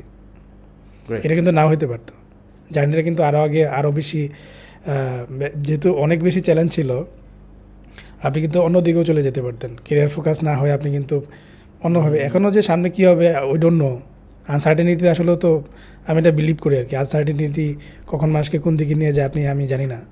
So what ever I have, আলহামদুলিল্লাহ যে এখন আমরা যে চ্যালেঞ্জগুলো ফেস করে আসছি, এই চ্যালেঞ্জ আমাদের জন্য কিছু খুব বেশি চ্যালেঞ্জ না। আমরা মনে করি যে আমরা খুব চ্যালেঞ্জে আছি। আমি যখন আব্বুর সাথে কথা বলি অথবা আমাদের আগের জেনারেশনের সাথে কথা বলি, তারা যে কত চ্যালেঞ্জে পড়ছে, তাদের কাছে কিন্তু এই চ্যালেঞ্জ কিছু না। আবার হতে পারে যে নেক্সট জেনারেশন যে আসবে সে তার চ্যালেঞ্জটাকে অনেক বেশি প্রায়োরিটি দিবে, আমাদের চ্যালেঞ্জ তার কাছে কিছু মনে হবে না, মানে তার কাছে ওই সময় তার চ্যালেঞ্জটা খুব বেশি ইম্পর্টেন্ট মনে হবে, আমাদেরগুলো মানে বুঝতে যাবে না। কিন্তু আমরা তখন মনে করবো কি আমরা বেশি চ্যালেঞ্জে ছিলাম। তো ব্যাপারটা হচ্ছে মানুষটাই তো, ব্যাপারটা হচ্ছে আপনি দুনিয়াতে আসেনি পরীক্ষা দিতে, পরীক্ষা তো পড়বেনই, বাট খুব স্মুথ কেরিয়ার খুব কম মানুষের হয়, এটা আমি মানি এবং বিশ্বাস করি আর কি। কারণ স্মুথ কেরিয়ারে আপনার লার্নিংটাও কম হয়, লার্নিংটাও কম যাচ্ছে, আপনি কিন্তু খুব কিন্তু স্টাডিতে যাচ্ছেন, খুব ফিক্স কিছু জানেন, কিছু বোঝেন। কিন্তু আপনি যদি যত বেশি আনসার্টেনিটির ভিতরে যাবেন তত বেশি আপনার লার্নিংটা হবে। সো আমাদের যদি ধরেন যারা ভালো ভালো কাজ করছেন লাইফে, তাদের দেখবেন খুবই আনসার্টেন, তারা খুবই কিন্তু জিগজ্যাগ আর কি। হ্যাঁ, তাই বলে যে যারা স্মুথ আছে তাদেরকে আমি বলতেছি না তারাও কেরিয়ারে খুব বেশি, হ্যাঁ তারা তো আরও ফোকাসড, তারা অনেক অনেক দূরে যেতে পারে। এভরি ইন্ডিভিজুয়াল জানেন না, কিন্তু that's the issue, right? So whatever you have, whatever you are right now, যে আলহামদুলিল্লাহ জাস্ট চালা যেতে হবে আর কি। বাট গ্রোথ মাইন্ডসেট থাকতে হবে। চ্যালেঞ্জটা হচ্ছে মাইন্ডসেটটা। এখন দেখেন, আমি যখন নর্দার্ন ইউনিভার্সিটি পড়ি, নর্দার্ন ইউনিভার্সিটি অনেক কিছুই কিন্তু আমি প্রফেশনাল জিনিসগুলো কিন্তু নর্দার্ন থেকে শিখতে পারি নাই, কিন্তু আমি কিন্তু বন্ধ রাখি না। আমি কিন্তু পাশের যে ইউনিভার্সিটি ছিল একটা, যখন আমি ফাইন্যান্সিয়াল মডেলিংয়ের উপর একটা কোর্স করছিলাম ইউআইউ থেকে, আচ্ছা, যখন আমি অনার্স 3rd ইয়ার না 4th ইয়ারে পড়ি, যখন আমি রিসার্চে কাজ করতেছিলাম, তখন আমি ঢাকা ইউনিভার্সিটি থেকে আমি রিসার্চ টেকনিকের উপর কোর্স করছিলাম, ঢাকা ইউনিভার্সিটি ইকোনমিক্স ডিপার্টমেন্টের আন্ডারে, ঠিক আছে। যখন আমি আবার 2020 সালে যখন আমি স্টার্ট আপ ফাইন্যান্সিং এগুলো নিয়ে চিন্তা করতেছি, ইসলামিক ফাইন্যান্স নিয়ে কাজ করতেছি, তখন কিন্তু আবার 2018-19 কিন্তু আমি আবার এবিপিতে কোর্স করছি। মানে আমি কিন্তু বন্ধ রাখিনি লার্নিং, কন্টিনিউয়াস লার্নিং। কিন্তু আমি কিন্তু আনসার্টেন আমার কেরিয়ারটা ওই সময়, তখন কিন্তু আমি জানি না যে আমি কোন দিকে যাচ্ছি। কিন্তু আমার কিন্তু গ্রাফ, মানে লার্নিংয়ের গ্রাফ কিন্তু বন্ধ নাই, চেষ্টা করছি, এখনও চেষ্টা করতেছি। এখন বিভিন্ন অনলাইন কোর্স, এখন তো সেলফ লার্নিংয়ের একটা মানে বিশাল সুযোগ আর কি। হ্যাঁ, বিভিন্ন প্ল্যাটফর্মের থ্রুতে চ্যালেঞ্জ ছিল মেনলি আমাকে মাইন্ডসেট হিসেবে আমি আসলে সবসময় থাকতাম, চ্যালেঞ্জে থাকতাম, যে আসলে ওই সময় আমাদের মেন চ্যালেঞ্জ ছিল কি, যেমন ফ্যামিলিকে সাপোর্ট দিতে হবে, ঠিক আছে, কিন্তু আমার লার্নিংটা কিন্তু বন্ধও রাখিনি আর কি। তো সব মিলিয়ে চ্যালেঞ্জ ছিল এবং এটা আলহামদুলিল্লাহ ওভারকাম করা গেছে আর কি, টাইম বাই টাইম। গ্রেট। আর সেকেন্ড একটা কোয়েশ্চেন ছিল আপনার, আমার সেকেন্ড যে কোয়েশ্চেনটা ছিল হচ্ছে গিয়ে, আপনি তো চ্যালেঞ্জ ফেস করেছেন, ওভারকাম করেছেন, লার্নিংয়ের ভিতরে ছিলেন বিধায় ওভারকাম করেছেন, এবং এখানটা আপনি একটা খুব সুন্দর পয়েন্ট বের করে দিয়েছেন যে মেন্টর থাকা খুব প্রয়োজন। আপনি যখনই যে কোনো চ্যালেঞ্জে পড়েন না কেন, মেন্টর আপনাকে তখন হেল্প করবে। সো ক্যারিয়ারে মেন্টর থাকাটা খুব ইম্পর্টেন্ট একটা বিষয়। এর পাশাপাশি আমি যেটা প্রশ্ন করছিলাম যে আপনি মেন্টরশিপ পেয়েছেন, তো বিইং এ লিডার আপনাকে কিন্তু মেন্টরশিপ প্রোভাইডও করতে হবে অনেককে, আপনার টিমটাকে পরিচালনা করতে হবে। সো অ্যাজ এ লিডার আপনি আপনার টিমটা কীভাবে পরিচালনা করছেন, এইখানটায় আসলে আপনার রোলটা কী থাকে, বা আপনি আসলে কী ধরনের গাইডলাইন প্রোভাইড করেন যে না এই বিষয়গুলো থাকলে হয়তো বা আমরা একসাথে কাজ করে অ্যাজ এ টিম উইন করতে পারবো? আমি আসলে কোলাবোরেটিভ মোডের কাজ করি আর কি। আমি আসলে ডোমিনেটিং অ্যাপ্রোচের লোক না। আমি আসলে মানে আমার এই স্টাইলটা একটু এরকম আর কি, যে কাজ করতে চাই যে এই প্রবলেমটা আসছে, আসলে আমাদের সবাইকে একসাথে কাজ করতে হবে আর কি। হ্যাঁ, তাহলে এই কাজটা করতে গেলে কী কী চ্যালেঞ্জ আছে, সো যদি কাজটা শেষ করতে চাই তাহলে এই প্রবলেমগুলো আছে, তাহলে এই প্রবলেমগুলো সলভ করতে গেলে কী কী লাগবে, সো আমি সবার সাথে আলোচনা করি। প্রথমে তো ওই টিমের ভিতরে কিন্তু সিনিয়র আছে, রাইট? সো ওর সাথে আগে আলোচনা হয় প্রাইমারিলি। আলোচনা করার পরে যদি কোনো নিড থাকে এই প্রবলেমটা সলভ করার জন্য, ম্যানেজমেন্টের সাথে আলোচনা করি। ম্যানেজমেন্টের যদি সাপোর্ট লাগে আর কি, কারণ ম্যানেজমেন্টের সাপোর্ট ছাড়া তো আমি এটা এক্সিকিউশন করতে পারবো না। যদি ওখান থেকেও গ্রিন সিগন্যাল আসে তখন আমি টিমকে অ্যালাইন করি যে আমি তাহলে এইভাবে কাজ করি, মানে যদি ম্যানেজমেন্ট রিলেটেড কোনো ডিপেন্ডেন্সি থাকে আর কি। বাট আমি যেটা করি সবসময় টিমকে অ্যালাইন করা, যে প্রবলেমটা আছে এটা আমি কাজ করি, এবং সাথে সাথে আমি কি কাজ করব এটা ডিফাইন করে ফেলি আমি। সো আমি জাস্ট বললাম ঠিক আছে তোমরা করো, ব্যাপারটা এরকম না, ঠিক আছে। সো এখানে যে চ্যালেঞ্জগুলো থাকে, ধরুন 4-5টা চ্যালেঞ্জ আছে, সবচেয়ে মেজর যে চ্যালেঞ্জগুলো ওটা আমি নেওয়ার চেষ্টা করি। তা যেটা হয় যে মানে থাকে না যে ধরেন লিড ফ্রম দ্য ফ্রন্ট। হ্যাঁ, লিড ফ্রম দ্য ফ্রন্ট বলবো না, আমি ওইভাবে চিন্তা করি না যে এটা আসলে আমার কাজ, এটা আমি আলাদাভাবে ওইভাবে চিন্তা করি না যে এটা হয়তো পারে বিহাইন্ড দ্য সিনে তাই আসে, কিন্তু চেষ্টা করা হয় টিমকে অ্যালাইন করে আলাদাভাবে শুধু কাজ দিয়ে না, নিজে কাজ করে থাকা।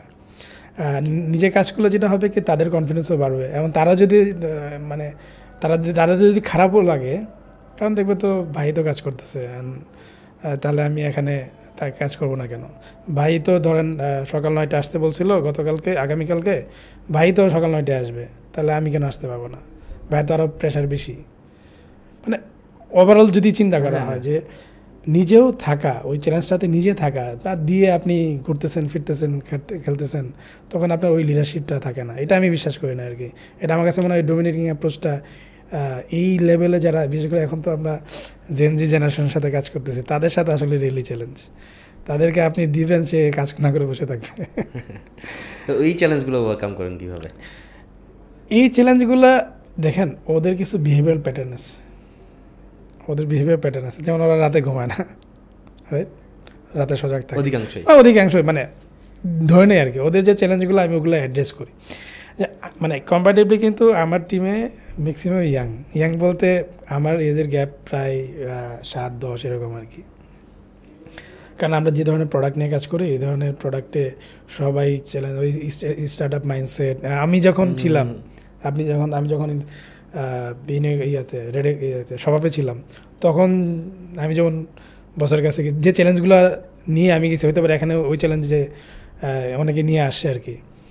সো এই গ্যাপটাকে আমি অ্যাড্রেস করি এবং ইন্টেনশনালি খুঁজি যে কার কী প্রবলেম, বোঝার চেষ্টা করি। কারণ এক একজনের এক এক প্রবলেম। কেউ হচ্ছে ধরেন গ্রোথ নিয়ে কনসার্ন, কেউ হচ্ছে ধরেন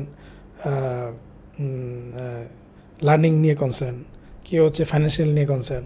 সো এক একজন তো এক এক কনসার্নে যায়, ওটা বোঝার চেষ্টা করা হয়। আপনি যদি টিমকে না বোঝেন, আপনি টিমকে দিবেন কি? আসলে তো যারা টিম লিড, আমি তো লিডারশিপে আছি, তো টিম লিড হিসেবে আমার তো একটা রেসপন্সিবিলিটি থাকে যে আমাকে তাকে বোঝা। অ্যান্ড সব কিছু প্রবলেম সলভ, কিছু প্রবলেম তো বললাম, তো আমার তো ম্যানেজমেন্ট, আমার উপরে তো একটা ম্যানেজমেন্ট আছে। সব কিছু যে আমি সলভ করতে পারবো তা না, আমার কিছু লিমিটেশনস আছে, ওগুলো অ্যাড্রেস করতে হবে। তো আমার লিমিটেশনস আমি জেনুইনলি অ্যাড্রেস করতে হবে যে আমি এটা পারবো কি পারবো না। যদি পারি, ম্যানেজমেন্ট যদি বলে তাহলে পারবো, নাহলে পারবো না। এবং এটা একটা দেওয়া, মানে এগুলো কী করবে, এগুলো আপনাকে মানে আপনার ব্যাপারে কনফিডেন্ট করবে, রাইট? আপনাকে একটা কনফিডেন্ট করবে যে ভাই যেটা বলছে এটাই করছে। আমাদের এখানে সারটার নেই তো, তাই বলছে সব ভাই স্টার্ট আপে, এটা একটা মজা আর কি। ভাই যেটা বলছে এটাই করছে, এই যে এটা করতে চাইছে, হ্যাঁ। আমি তাহলে যদি না পারি তাহলে বলি যে আমি এটা পারতেছি না, অ্যাড্রেস করি আমি।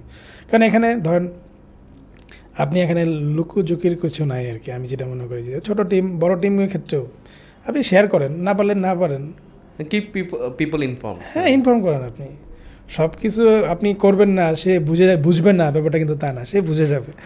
এরকম জিনিস না যে আপনি এমন কিছু করলেন সে বুঝবে না, ওই ব্যাপারটা এখন আর নাই।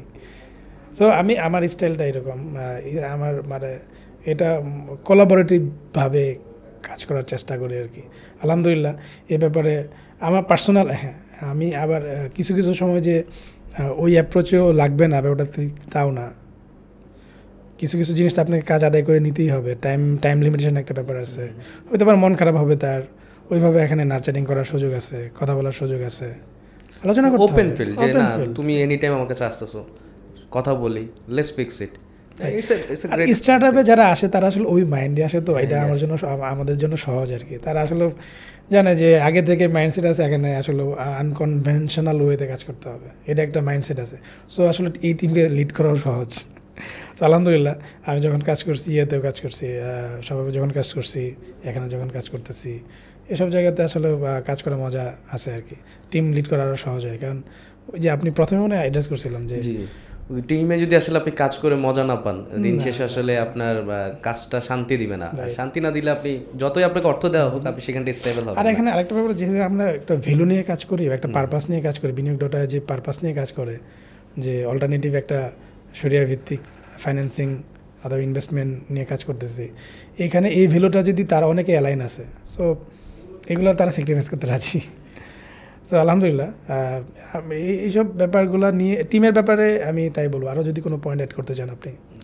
টিম চালাতে গেলে আপনি যে পয়েন্টগুলো বলছেন, হ্যাঁ ঠিক আছে, যে কোলাবোরেটলি আমি কাজ করবো, কিপ পিপল ইনফর্মড, এটা আসলে বর্তমান সময়ে একদমই জরুরি হয়ে পড়েছে। কারণ আপনি দেখা যাচ্ছে যে আমরা এখন যে সিচুয়েশনে জব করি বা আমার যেটা ক্যারিয়ার বা আমি যেটা চ্যালেঞ্জ ফেস করি, সেটা হচ্ছে গিয়ে আমার উপরে যে ম্যানেজমেন্ট আছে তারা আমাদের চেয়ে অনেক সিনিয়র এইজে, বা আমার সাথে যারা কাজ করছে তারা এক ধরনের মাইন্ডসেট নিয়ে কাজ করছে। দেন জেনজি যেটা বলছেন, যারা আপকামিং লিডার উঠে আসছে, সো ওনাদের থিঙ্কিং প্রসেস ডিফারেন্ট। সো আমাকে আসলে অনেকগুলো বিষয় কোলাপ করে কাজ করতে হবে। কোলাবোরেটিভ মাইন্ডসেট আমার যদি না থাকে, আমি যদি আমার ম্যানেজমেন্ট কী চাচ্ছে সেটা যদি আমি না বুঝি, আমার আন্ডারে যারা কাজ করছে তারা কি দিতে পারবে সেটা যদি আমি না বুঝি, তাহলে আমি তাদের ভিতরে কোলাপ করতে পারবো না। তখনই কিন্তু আসলে ফেলিয়ারটা আসে। এখানে আপনি বলেন আন্ডারে, এই জায়গাতে আমি দ্বিমত আর কি, আমার সাথে আর কি, আমার সাথে ইয়েস ইয়েস আপনি ওটাই বলবেন অবশ্যই, আপনি জাস্ট কথায় চলে আসেন, জাস্ট এই ওয়াটা একটু হাইলাইট করতে চাই। এই জায়গাতে আসলে মানে চ্যালেঞ্জ আছে এই মাইন্ডসেটের কারণে, কিন্তু এই যে রিসেন্ট যে ঘটনা ঘটছে এগুলো কিন্তু এই টেন্ডেন্সির কারণে, যে জেনারেশন যে একটা গ্যাপ, রাইট। আমি যদি বাংলাদেশের কারেন্ট সিচুয়েশানে চিন্তা করেন, এই যে আন্দোলনটা হলো অথবা এই যে ঘটনা ঘটতেছে কেন, প্রতিবাদী চিন্তা ভাবনা কেন, জাস্ট মাইন্ডসেটটা বুঝতে না পারে আর কি। সো সাথে কাজ ওই যে ম্যানেজমেন্ট লিড পজিশনে যারা আছে, যারা ওয়ার্কগুলো, এরা যদি সবাই সেম স্পেসে কাজ করে, এখান থেকে আউটপুট নিয়ে আসা সম্ভব। এটা হ্যাঁ, এটা কিন্তু ইন্ডাস্ট্রি ভেরি করতে পারে। তা তো অবশ্যই এখানে ধরেন আপনার ব্লু কালার যারা জব আছে তাদেরকে যদি আপনি এইভাবে চিন্তা করেন তাহলে কিন্তু আর হবে না। মানে এখানে ফ্যাক্টর আছে, আমি আমারটা নিয়ে কথা বলতেছি আর কি। এখানে আমরা এইভাবে কাজ করার চেষ্টা করতেছি, এখন রেজাল্ট আলহামদুলিল্লাহ ভালো। তবে এই ক্ষেত্রে আমি যেটাতে সাকসেস মনে করি যে এটাতে সাকসেস আসা পসিবল, সেটা হচ্ছে গিয়ে শোনা যে আপনি আসলে কি চাচ্ছেন, সেটা যদি আপনার যিনি আপনাকে লিড করছে তার কাছে আপনি ওপেনলি বলতে পারেন। আপনি যেটা বলছেন যে আমার ওপেন ডোর পলিসি, তোমার কি problem, let's discuss. Then management আমার কাছে কী চাচ্ছে, লেটস ডিসকাস। এই যে অপরচুনিটি দেওয়া অথবা ওপেন ডোর রাখা, এটা আসলে অনেক বড় রোল প্লে করে। হচ্ছে তখন আপনি কানেক্ট করতে পারেন যে আপনার নিডস কি, আপনার আসলে যেহেতু আপনি যে সৈন্য নিয়ে আপনি কাজ করছেন তার কি বলা যায় এক্সপার্টাইজেশন কোন জায়গায় আছে, আপনার ম্যানেজমেন্টের নিড কি, তখন আপনি কোলাপ করতে পারেন। এবং অলওয়েজ এই ওপেন ডোর ডিসকাশন থাকলে দেখা যাচ্ছে একটা ফ্রেন্ডলি এনভায়রনমেন্টও কিন্তু থাকে।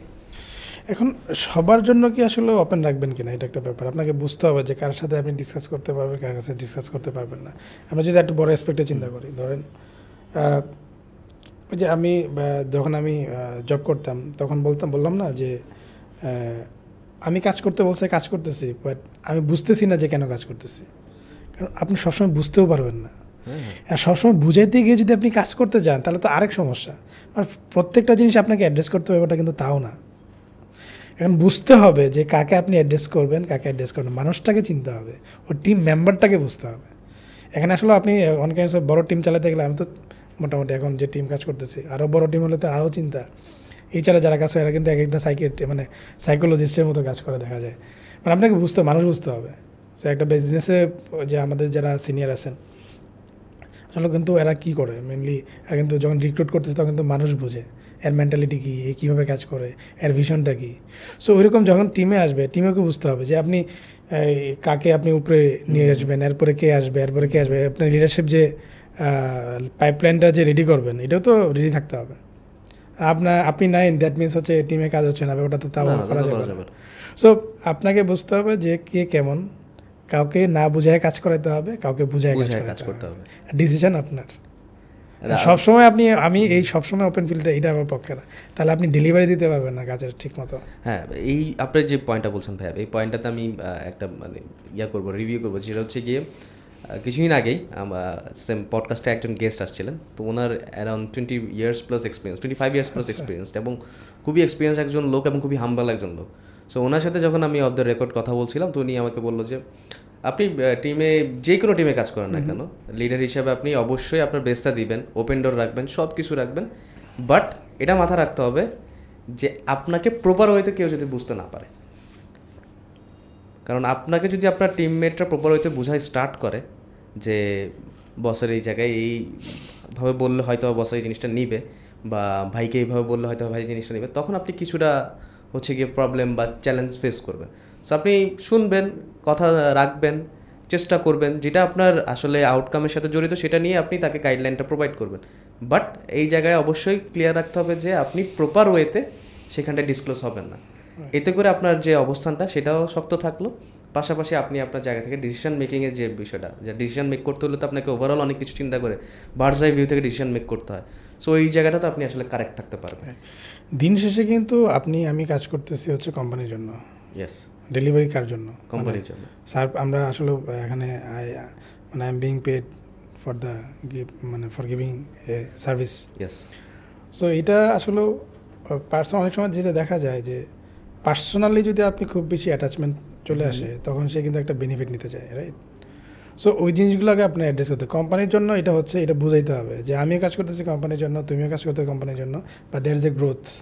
এটা যদি আপনি অ্যালাইন করতে পারেন তাহলে কিন্তু আপনার বোথ এন্ডেই সমস্যা সলভ, ম্যানেজমেন্টও ওকে, আপনার টিমও ওকে।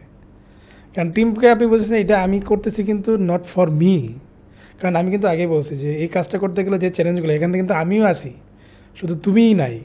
আমি এখানে চলে আসতেছি, তুমি করো, সে তাহলে মনে করবো যে কি এখানে উনি মনে হয় নিজে সেফ থাকতে যাচ্ছে, এই টেন্ডেন্সিটা বুঝতে হবে। তার এইভাবে কাজ করলে যেটা হবে যে আপনি আউটপুট ড্রিভেন কাজ করতে পারবেন, রেজাল্ট ড্রিভেন কাজ করতে পারবেন, রাইট? রেজাল্ট ড্রিভেন কাজ হলে যেটা হবে ওরাও বেনিফিটেড হবে, আমিও বেনিফিটেড হব, ম্যানেজমেন্টে বেনিফিট হবে। সো উইন উইন সিচুয়েশন সব জায়গাতে। সো অ্যাজ এ লিড হিসেবে, অ্যাজ এ লিডারশিপ পজিশনে যেটা হিসেবে আপনার জন্য এটা কাজ করা সহজ। সো কোম্পানিকে অ্যালাইন করা, এখন কোম্পানি যেন আবার ওনাদের ডিমান্ডগুলো বুঝে, এই জায়গাতে আপনি মাঝখানে, আপনি বোথ পার্টিকে কিন্তু ম্যানেজ করতেছেন, রাইট? সো এই রোলটা খুব চ্যালেঞ্জিং রোল, লাইক আপনাকে বউকে ম্যানেজ করতে হবে, আপনাকে কিন্তু আপনার মাকেও ম্যানেজ করতে হবে। সো এইভাবে আমি এইভাবে চিন্তা করি যে প্র্যাকটিক্যাল লাইফ এগুলো তো আসলে কোনো রকেট সায়েন্স না, এগুলো হচ্ছে আপনি কিছু আপনি যদি এই শিক্ষাগুলো কিন্তু আমি আসলে খুব বেশি ওই যে আমাদের বস থেকে শিখে আসছি, এগুলো অন দ্য জব ট্রেনিংটা খুব অন দ্য জব থেকে কিন্তু খুব বেশি শেখা যায়। শেখার পয়েন্ট অফ ভিউ থাকলে আপনি অফ দ্য জবে বেশি শিখবেন, অন দ্য জবে বেশি শিখবেন। অফ দ্য জবে দরকার আছে, যেগুলো যে বললাম কিছু ট্রেনিং করছি, এগুলো নিজস্ব ট্রেনিং আছে, এগুলো প্যারালেলি চালাইলে অনেক সুবিধা পাওয়া যায়। দিন শেষে আপনি এখন বুঝতে পারবেন না, দিন শেষে রেজাল্ট যখন হবে তখন আপনি বুঝতে পারবেন যে এই যে আপনি আলোচনা করতেছেন, এগুলো নিয়ে আলোচনা করতেছে, বেনিফিশিয়ারি বিধায়িত আলোচনা হচ্ছে। হ্যাঁ। সো এগুলো রেজাল্টগুলো আসছে, এই জন্য কিন্তু আপনি এগুলো নিয়ে আলোচনা করতেছি। আমি কিন্তু কোনো বইয়ের কোনো আলোচনা করতেছি না, আমার এক প্র্যাকটিক্যাল এক্সপিরিয়েন্স, আপনার প্র্যাকটিক্যাল এক্সপিরিয়েন্স নিয়ে আলোচনা হচ্ছে। সো আমার কাছে এগুলো ইফেক্টিভ, বাট এটা আমি বিশ্বাস করি সবার জন্য সব মোডে কাজ করে না। আমি এর আগে যেখানে কাজ করছি সেখানে কিন্তু ব্লু কালার জবদের সাথে তখন কিন্তু আবার কাজের স্টাইল ছিল ডিফারেন্ট, ঠিক আছে? তো ওইখানে আমার জন্য যে চ্যালেঞ্জগুলো ছিল ওগুলো আমি অ্যাড্রেস করছি, ওগুলো আমি অন্যভাবে ম্যানেজ করছি। এখানে আমি যেভাবে অ্যাড্রেস করতেছি এখানে আমি অন্যভাবে ম্যানেজ করতেছি। So there is a different game. আপনার প্রশ্নটা আলাদা, প্রতিটা জায়গাতে আপনার প্রশ্নটা আলাদা, উত্তরটা আলাদাই দিতে হবে। আপনি ফিক্সডভাবে দিলে হবে না, ফিক্সডভাবে দিলে আপনি রেজাল্টটা ভালো আসবে না, খারাপই আসবে, এটা আমার বিশ্বাস। ডিফারেন্ট গেম ডিফারেন্ট স্ট্র্যাটেজি, এটাই আপনাকে আসলে মেনটেন করতে হবে। Situation depend. এইটাই দেখা যাচ্ছে যে সবাই চিন্তা করে যে না আমরা কি করি, আল্লি যে আপনি হয়তো বা চিন্তা করেছেন না আমি হয়তো বা ডাক্তার হব, করব, সব কিছু স্মুথ যাবে না, সব কিছু সব জায়গায় প্রশ্ন একরকম থাকবে না, উত্তর একরকম হবে না। আপনাকে আসলে চ্যালেঞ্জ ফেস করতে হবে, ওইটাও ওভারকাম করতে হবে, it's a part of life. এবং এই জার্নিটাকে আপনাকে উইন করতে হলে এটাকে মেনে নিতে হবে, এইটাই। সো ভাই আমরা একদমই শেষ পর্যায়ে চলে এসেছি। আমি একটা প্রশ্ন করব, সেটা হচ্ছে গিয়ে আপনি যেটা নিয়ে আমরা একদম শুরুতে আলোচনা করেছিলাম যে সবার ক্যারিয়ার কিন্তু স্মুথ যায় না।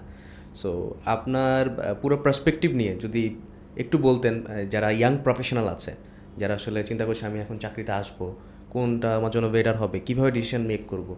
সো অনেক ধরনের চ্যালেঞ্জেস ফেস করে, কারো ফিক্স মাইন্ডসেট থাকে, কেউ হয়তো বা সেই পাচ্ছে, বেনিফিটটা পাচ্ছে, বাট অনেকেই তো চ্যালেঞ্জ ফেস করছে, যারা বিশেষ করে মিডল ক্লাস ফ্যামিলি থেকে আমরা যারা বিলং করি, আমরা অনেক ধরনের প্রেশারে, আপনি নিজেও স্বীকার করছেন, আমরা আসলে অনেক ধরনের প্রেশারের ভিতরে থাকি। সো আমাকে আসলে অনেক চিন্তা করে অনেকভাবে ডিসিশনগুলো নিতে হয়, বা অনেক সময় অনেক ডিসিশন ফেলিয়ারও হবে। সো ওই জায়গায় আমাকে আপসেট না থেকে আসলে চ্যালেঞ্জ ওভারকাম করতে হবে। তো যেহেতু আপনি নিজেও এই বিষয়গুলো ফেস করে এসেছেন, তো তাদের উদ্দেশ্যে যদি আপনার কোনো ধরনের ইয়া থাকে আর কি, যে বক্তব্য থাকে না আমরা এভাবে কাজ করব। প্রবলেম মানে ওই ইস্যুগুলো কিন্তু অলরেডি অ্যাড্রেস করা, আমি যদি সাম আপ করি আর কি। সো ফার্স্ট অফ অল দেখেন, মানে আমরা ফ্যামিলি রেসপন্সিবিলিটি নেওয়া শুরু করি কবে? আফটার গ্রাজুয়েশন ম্যাক্সিমাম একটা এক্সপেকটেশন থাকে ফ্রম ফ্যামিলি সাইড আর কি। সো আমি কিন্তু স্পেসিফিক কিছু গ্রুপ অফ পিপলকে টার্গেট করে করতেছি, it is not for all, কারণ আমি যে এক্সপিরিয়েন্সে যাচ্ছি আমি ওইটাই শেয়ার করতেছি, এটা সবার সাথে ক্লিক নাও করতে পারে। জব শুরু করি যেহেতু গ্রাজুয়েশনের পরে, আমাদের মিড লেভেল আসে কত? 30-তে, রাইট? আপনার ট্রেডিশনাল চিন্তা করেন 30-তে আসে, একটু 6-7 বছর পরে অথবা এই সময় হলে আপনি একটা লিডিং পজিশনে যাবেন, এটাই তো অর্গানোগ্রাম তাই বলে, আপনার এক্সপিরিয়েন্স তাই বলে। সো প্রথমে যে ব্যাপারটা, যে এই সময় যে চ্যালেঞ্জগুলো আছে এগুলোকে আলহামদুলিল্লাহ বলে স্বীকার করে নেওয়া, একবার আলহামদুলিল্লাহ বলে স্বীকার করে যে না আলহামদুলিল্লাহ, এটা আল্লাহ আমাকে যেটা দিচ্ছে এটা ঠিক আছে, এটা আল্লাহর পক্ষ থেকে পরীক্ষা হিসেবে তো আল্লাহ বলেই দিচ্ছে, আমরা পরীক্ষার ভিতরে আছি, এটা স্বীকার করে অ্যাড্রেস করা নিজেকে যে না, বাট এটা নেগেটিভলি না, পজিটিভলি। আলহামদুলিল্লাহ মানে কি?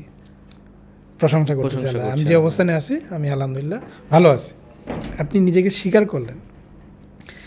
তারপরে যেটা করতে হবে যে মানে এটা কিছু বা মানে আমি যে প্রসেসে গেছি ওটা আমি অ্যাড্রেস করার চেষ্টা করছি। আমি আবার বললাম যে সবসময় চাওয়া, ভালো জিনিসটার জন্য তো যাবেন, আপনি কার কাছে যাবেন?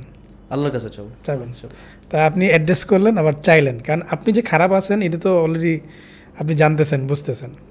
এটা হচ্ছে ফার্স্ট কাজ, যে আপনি অ্যাড্রেস করলেন, আপনি চাইলেন, এখন আপনাকে কাজ করতে হবে, চেষ্টাটা চালাতে হবে। চেষ্টা চালানোর ক্ষেত্রে আপনাকে যেটা করতে হবে যে আপনি যেটা করতেছেন সেখানে কোনো থামাথামি করা যাবে না, আর এখানে আপনার বেস্টটা দিতে হবে, আপনার অপছন্দ হইলেও। আপনার অপছন্দ হইতে পারে যে কাজটা আপনার পছন্দ না, কিন্তু আপনাকে আপনার প্রায়োরিটি তো এখানে এক একজনের প্রায়োরিটি এক এক রকম। সো আমার প্রায়োরিটি ছিল I had to support my family, আমার তো ইনকাম করতে হবে, রাইট? সো থামা যাবে না, কাজ চালা যেতে হবে। আমি চ্যালেঞ্জ মানে ভালো লাগতেছে না তাহলে আমি কাজটা বন্ধ করে বসে থাকি, ব্যাপারটা আসলেও তা না, রাইট? তা চালাই গেলাম, বেস্ট আপনি ইনপুট দিলাম, রাইট? এখন আপনি কি করতে চান এর জন্য নিজেকে প্রিপেয়ার করা, বিহাইন্ড দ্য সিনে কোর্স করা, সেলফ লার্নিং করা, এটা বন্ধ রাখা যাবে না। ইয়েস, প্রপার লার্নিং এর ভিতরে থাকা। দেখেন মানে আপনি কিন্তু চালাইতেছেন আপনার জার্নি, কিন্তু আপনি কিন্তু কি প্রথমে তো ফেথের ব্যাপার স্যাপার আসলো, তারপর আপনি যেটা করতেছেন আলহামদুলিল্লাহভাবে যে সুন্দর করে চালাই যাচ্ছেন, আর বিহাইন্ড দ্য সিনে নিজেকে প্রিপেয়ার করা। আমার মনে পড়ে গেল যে মানে আমার যে বড় ভাই, সে বলতো যে তখন শেয়ার করতাম, খারাপ লাগতো, অনেক কিছু শেয়ার করতাম, তারও শেয়ার করতো। তখন বলতো যে সামনে যে তোর আগামী 2 বছর 3 বছর পরে তুই যেটা চাচ্ছস ওটা যদি চলে আসে তাহলে ওইটা কি ডিল করতে পারবি? তা ডিল করতে যদি পারস, মানে ডিল করতে যদি চাস তাহলে তো তোকে নিজেকে প্রিপেয়ার করতে হবে, তাহলে প্রিপারেশনটা তো বন্ধ রাখা যাবে না। তা আমি চাইতেছি ধরেন আমি একটা ম্যানেজমেন্ট পজিশনে যাব, তাহলে যাওয়ার ক্ষেত্রে আমার কী লাগবে? আমার তো কিছু যোগ্যতা লাগবে নাকি আমাকে এমনি চাইলে আমাকে এক্সপিরিয়েন্স যোগ্যতা লাগবে? তো যোগ্যতার জন্য আপনার বিহাইন্ড দ্য সিনে আপনার কাজ চালা যেতে হবে না? অবশ্যই আপনাকে আর আপনার ট্রেনিং বলেন অথবা লার্নিং বলেন এগুলো চালা যেতে হবে না? নাকি আপনাকে আল্লাহ এমনি দিবে? এমনি তো দিবে না। সো দ্যাট মিনস আপনি আপনার কাজ চালা যেতে থাকেন একবারে ফুল ডেডিকেটেডলি, কোনো কনসার্ন এখানে জন্য ঝামেলা করা যাবে না। লার্নিং পয়েন্ট অফ ভিউ থেকে আপনি কিন্তু শিখতেছেন, এখানেও শিখতেছেন, একটা অন দ্য জব শিখতেছেন, আর বিহাইন্ড দ্য সিনে আপনি কিন্তু লার্নিং করার বন্ধ নাই, অফ দ্য জবও শিখতেছেন। তারপরে দেখবেন আপনার সময় আসবেই, এটা আল্লাহর ওয়াদা, এটা আসবেই, টুডে অর টুমোরো। যে দুনিয়াতে না আসে তাহলে লাস্ট আল্লাহ দুনিয়াতেই দেয়, পরিশ্রম করলে আল্লাহ দুনিয়াতে দেয়। এটা এখন ডিপেন্ড করে আপনি কীভাবে ব্যাপারটা দেখতেছেন। আমি আসলে ব্যাপারটা খুব বেশি দেখি না, এটা তো আমি যেটা বলতেছি ধরেন আমি এখন বিনিয়োগ director, head of business finance, যে এটা আল্লাহর জন্য কিছু, মানে এটা তো কিছুই না, মানে এটা মানে আমি মাঝে মধ্যে এটা চিন্তা করি যে এটা আপনি যদি চিন্তা করেন একটা বড় একটা কোম্পানির এমডি, ওই তুলনায় তো আমি কিছু না। বা ছোটো একটা কোম্পানির ধরেন যে ম্যানেজার, তার তুলনায় আমি কিছু। আপনি জাস্ট কম্পেয়ার করেন, ইউ আর নাথিং। সো আপনি যেটা চাচ্ছেন এটা অনেকের কাছে খুব বেশি ওনার কাছে কি তাহলে খুব বেশি ইনসিগনিফিকেন্ট না? বাট আপনাকে চেষ্টা চালাই এক একজনের, ওটা বললাম যে এক একজনের পরীক্ষা এক এক রকমভাবে হবে। আপনি আপনার পরীক্ষা দেন, আপনি বেশি করে অন্য আরেকটা ব্যাপার হচ্ছে অন্য কী হলো না হলো এটা নিয়ে বেশি চিন্তা করেন না। ওর পরীক্ষা যেটা আছে, ও পরীক্ষা প্রশ্ন দিবে, অ্যান্সার দিবে, কীভাবে পাস করবে তার ব্যাপার, আপনি আপনারটা দেখেন। আর আরেকজনটা কপি পেস্ট করার দরকার নাই, আপনার প্রশ্ন তো আলাদা ভাই, মানে এটা unique, this is different. So closing যদি করি যে আপনি নিজে চালায় যাবেন, পাশাপাশি আপনার মাইন্ডসেটটা থাকতে হবে, রাইট? আপনাকে আল্লাহ রিওয়ার্ড দেবে আর কি। আমি লাস্টে যেটা বলবো সবসময় যে লার্নিংটা খোলা রাখা, মানে চোখটা খোলা রাখা আর কি, সবসময় আশেপাশ থেকে জানা বোঝা, আপনার পারপাসটা ড্রাইভ করতে হবে আর কি। আমি কি করতে চাই এটা কিন্তু আমার রিটেন আছে, যে আমি কি হইতে চাই, কি করতে চাই, এটা কিন্তু স্পষ্ট লেখা, this is my vision, that is my mission and that is my goal, that is a different thing. এখানে লেখা, ওই লেখা অনুযায়ী কিন্তু আমি কাজ করার চেষ্টা করছি। আমি কিন্তু চলে যাই, ফোকাসটা নষ্ট হয়ে যায়। মানে এই যে 12 বছরের জার্নিতে ফোকাস যে কয়বার নষ্ট হয়েছে আল্লাহ ভালো জানে, কিন্তু ওটা কিন্তু লেখা থাকার কারণে কিন্তু আবার ওখানে চলে যায়। ওই মেন্টর আমাকে মনে করায় দেয়, আমাকে ওই জিনিসটা অ্যাড্রেস করে দেয়। এই জিনিসগুলো লিখিত থাকলে আরও বেটার, যে আপনি আসলে কী করতে চান। লিখিত থাকলে এটা আরও বেশি হয়, আপনি কনসেন্ট্রেশন ব্রেক হয় না। সো মানে কিছু এক একজনের কিছু ট্রিক্স করে কাজ চালাইতে পারেন আর কি। সো ক্যারিয়ারের জন্য যদি সবসময় সাপোর্টিভ থাকে, আমি বলবো যে সবসময় গ্রোথ মাইন্ডসেট নিয়ে এই 4টা কাজ যেটা বললাম, এটা যদি কাজ চালানো যায়, আপনি অবশ্যই আগাতে পারবেন। আপনার পিছনে কোনো সুযোগ নেই, আমি দেখি না, আমি আমার পারতপক্ষে দেখি না। আর ফাইন্যান্সিয়াল প্রবলেম যদি চিন্তা করেন, এটা সলিউশন হবেই, টুডে সলিউশন হবে। আপনি যদি পরিশ্রম দেন, দ্যাটস এ রিওয়ার্ড। আরেকটা ব্যাপার, আমি এরকম মনে করতাম যে পরীক্ষা দিতে গেলে আমার দাদুর দোয়া নিতাম, আমার যখন দাদি ছিলেন। তো দাদি দোয়া করতেন, পরেই তো নাই, দোয়া তো আছে। তখন আমার অন্য বিভিন্ন ধর্মাবলম্বীর তো ভাইরা ছিলেন, মানে ফ্রেন্ডরা ছিল না, তো ও ভালো রেজাল্ট করে, আমি করি না কেন? আমার তো দাদু দোয়া করে দিছে, কিন্তু আমি তো পরীক্ষার জন্য প্রিপারেশন নিই, দোয়া দিয়ে কাজ হবে। আল্লাহ তো স্পষ্ট বলছে যে পরিশ্রম করলে তোমাকে রিওয়ার্ড দেবে। তো বললে যদি বলেই থাকেন, তাহলে আমি পরিশ্রম করেন। বিলিভে যদি নাও থাকে, পরিশ্রম করলে কিন্তু রেজাল্ট আপনি দেখেন। অনেকে বিলিভ করে না, মানে বিলিভ বলতে রিলিজিয়াস পয়েন্ট অফ ভিউ থেকে সে বিলিভ করে না, কিন্তু পরিশ্রম করতেছে, সে কিন্তু রেজাল্টও পাচ্ছে। সো এই ব্যাপারগুলো আসলে অ্যাড্রেস করতে হবে। অ্যাড্রেস করে আই থিঙ্ক আগায় যেতে চাইলে আগানো যাওয়া সম্ভব। ক্যারিয়ারে আপনি মানে আপনার সময় আসবেই, এটা বিশ্বাস রেখে আপনাকে কাজ চালিয়ে যেতে হবে। That's it. Thank you so much Manna ভাই for sharing some wonderful insights. আপনার ক্যারিয়ার থেকে শুরু করে ব্যক্তিগত জীবন থেকে শুরু করে অনেক ইনসাইটস আপনি আমাদের সাথে শেয়ার করেছেন। ধন্যবাদ আপনাকে আজকে এই পর্বে আমার সাথে থাকার জন্য বা আলোচনা করার জন্য। আমি জাস্ট আমাদের যারা আজকের এই পডকাস্টের দর্শক আছেন তাদের উদ্দেশ্যে বলতে চাই যে আজকের এই পডকাস্টটাকে যদি আমরা সাম আপ করি, আপনি কি দেখতে পাচ্ছেন? আপনি দেখতে পাচ্ছেন যে আপনার লাইফে অনেক ধরনের চ্যালেঞ্জ আসবে, নিত্য নতুন চ্যালেঞ্জ থাকবেই, ডে টু ডে আপনি চ্যালেঞ্জ ফেস করবেনই, কিন্তু আপনাকে প্রত্যেকটা চ্যালেঞ্জের জন্য প্রিপেয়ার হতে হবে। আপনি পরিশ্রম করবেন, আপনি রিওয়ার্ড পাবেন। আপনাকে ভরসা রাখতে হবে আপনার সৃষ্টিকর্তার উপরে, আপনাকে আপনার কন্টিনিউয়াস লার্নিংও চালিয়ে যেতে হবে। কোথাও আসলে থেমে থাকার সুযোগ নেই। আপনি যখনই থেমে থাকার অপশন পাবেন, সেটাকে আপনাকে রিফিউজ করতে হবে, কারণ থেমে গেলে আপনি আর আগাবেন না। তো থেমে না থাকার অপশনটাকে অবশ্যই সাইডে রেখে আপনাকে আপনার কন্টিনিউয়াস লার্নিংটা চালিয়ে যেতে হবে, পাশাপাশি সৃষ্টিকর্তার উপর ভরসা রাখতে হবে এবং প্রত্যেকটা চ্যালেঞ্জের জন্য প্রিপেয়ার হতে হবে। সো ধন্যবাদ সকলকে আমাদের সাথে আজকের এই পর্বে থাকার জন্য। ভালো থাকবেন এবং কন্টিনিউয়াস লার্নিংয়ের সাথে থাকবেন এবং এবিপির সাথে যুক্ত থাকবেন। আসসালামু আলাইকুম। আসসালামু আলাইকুম। ABP, Making Professionals.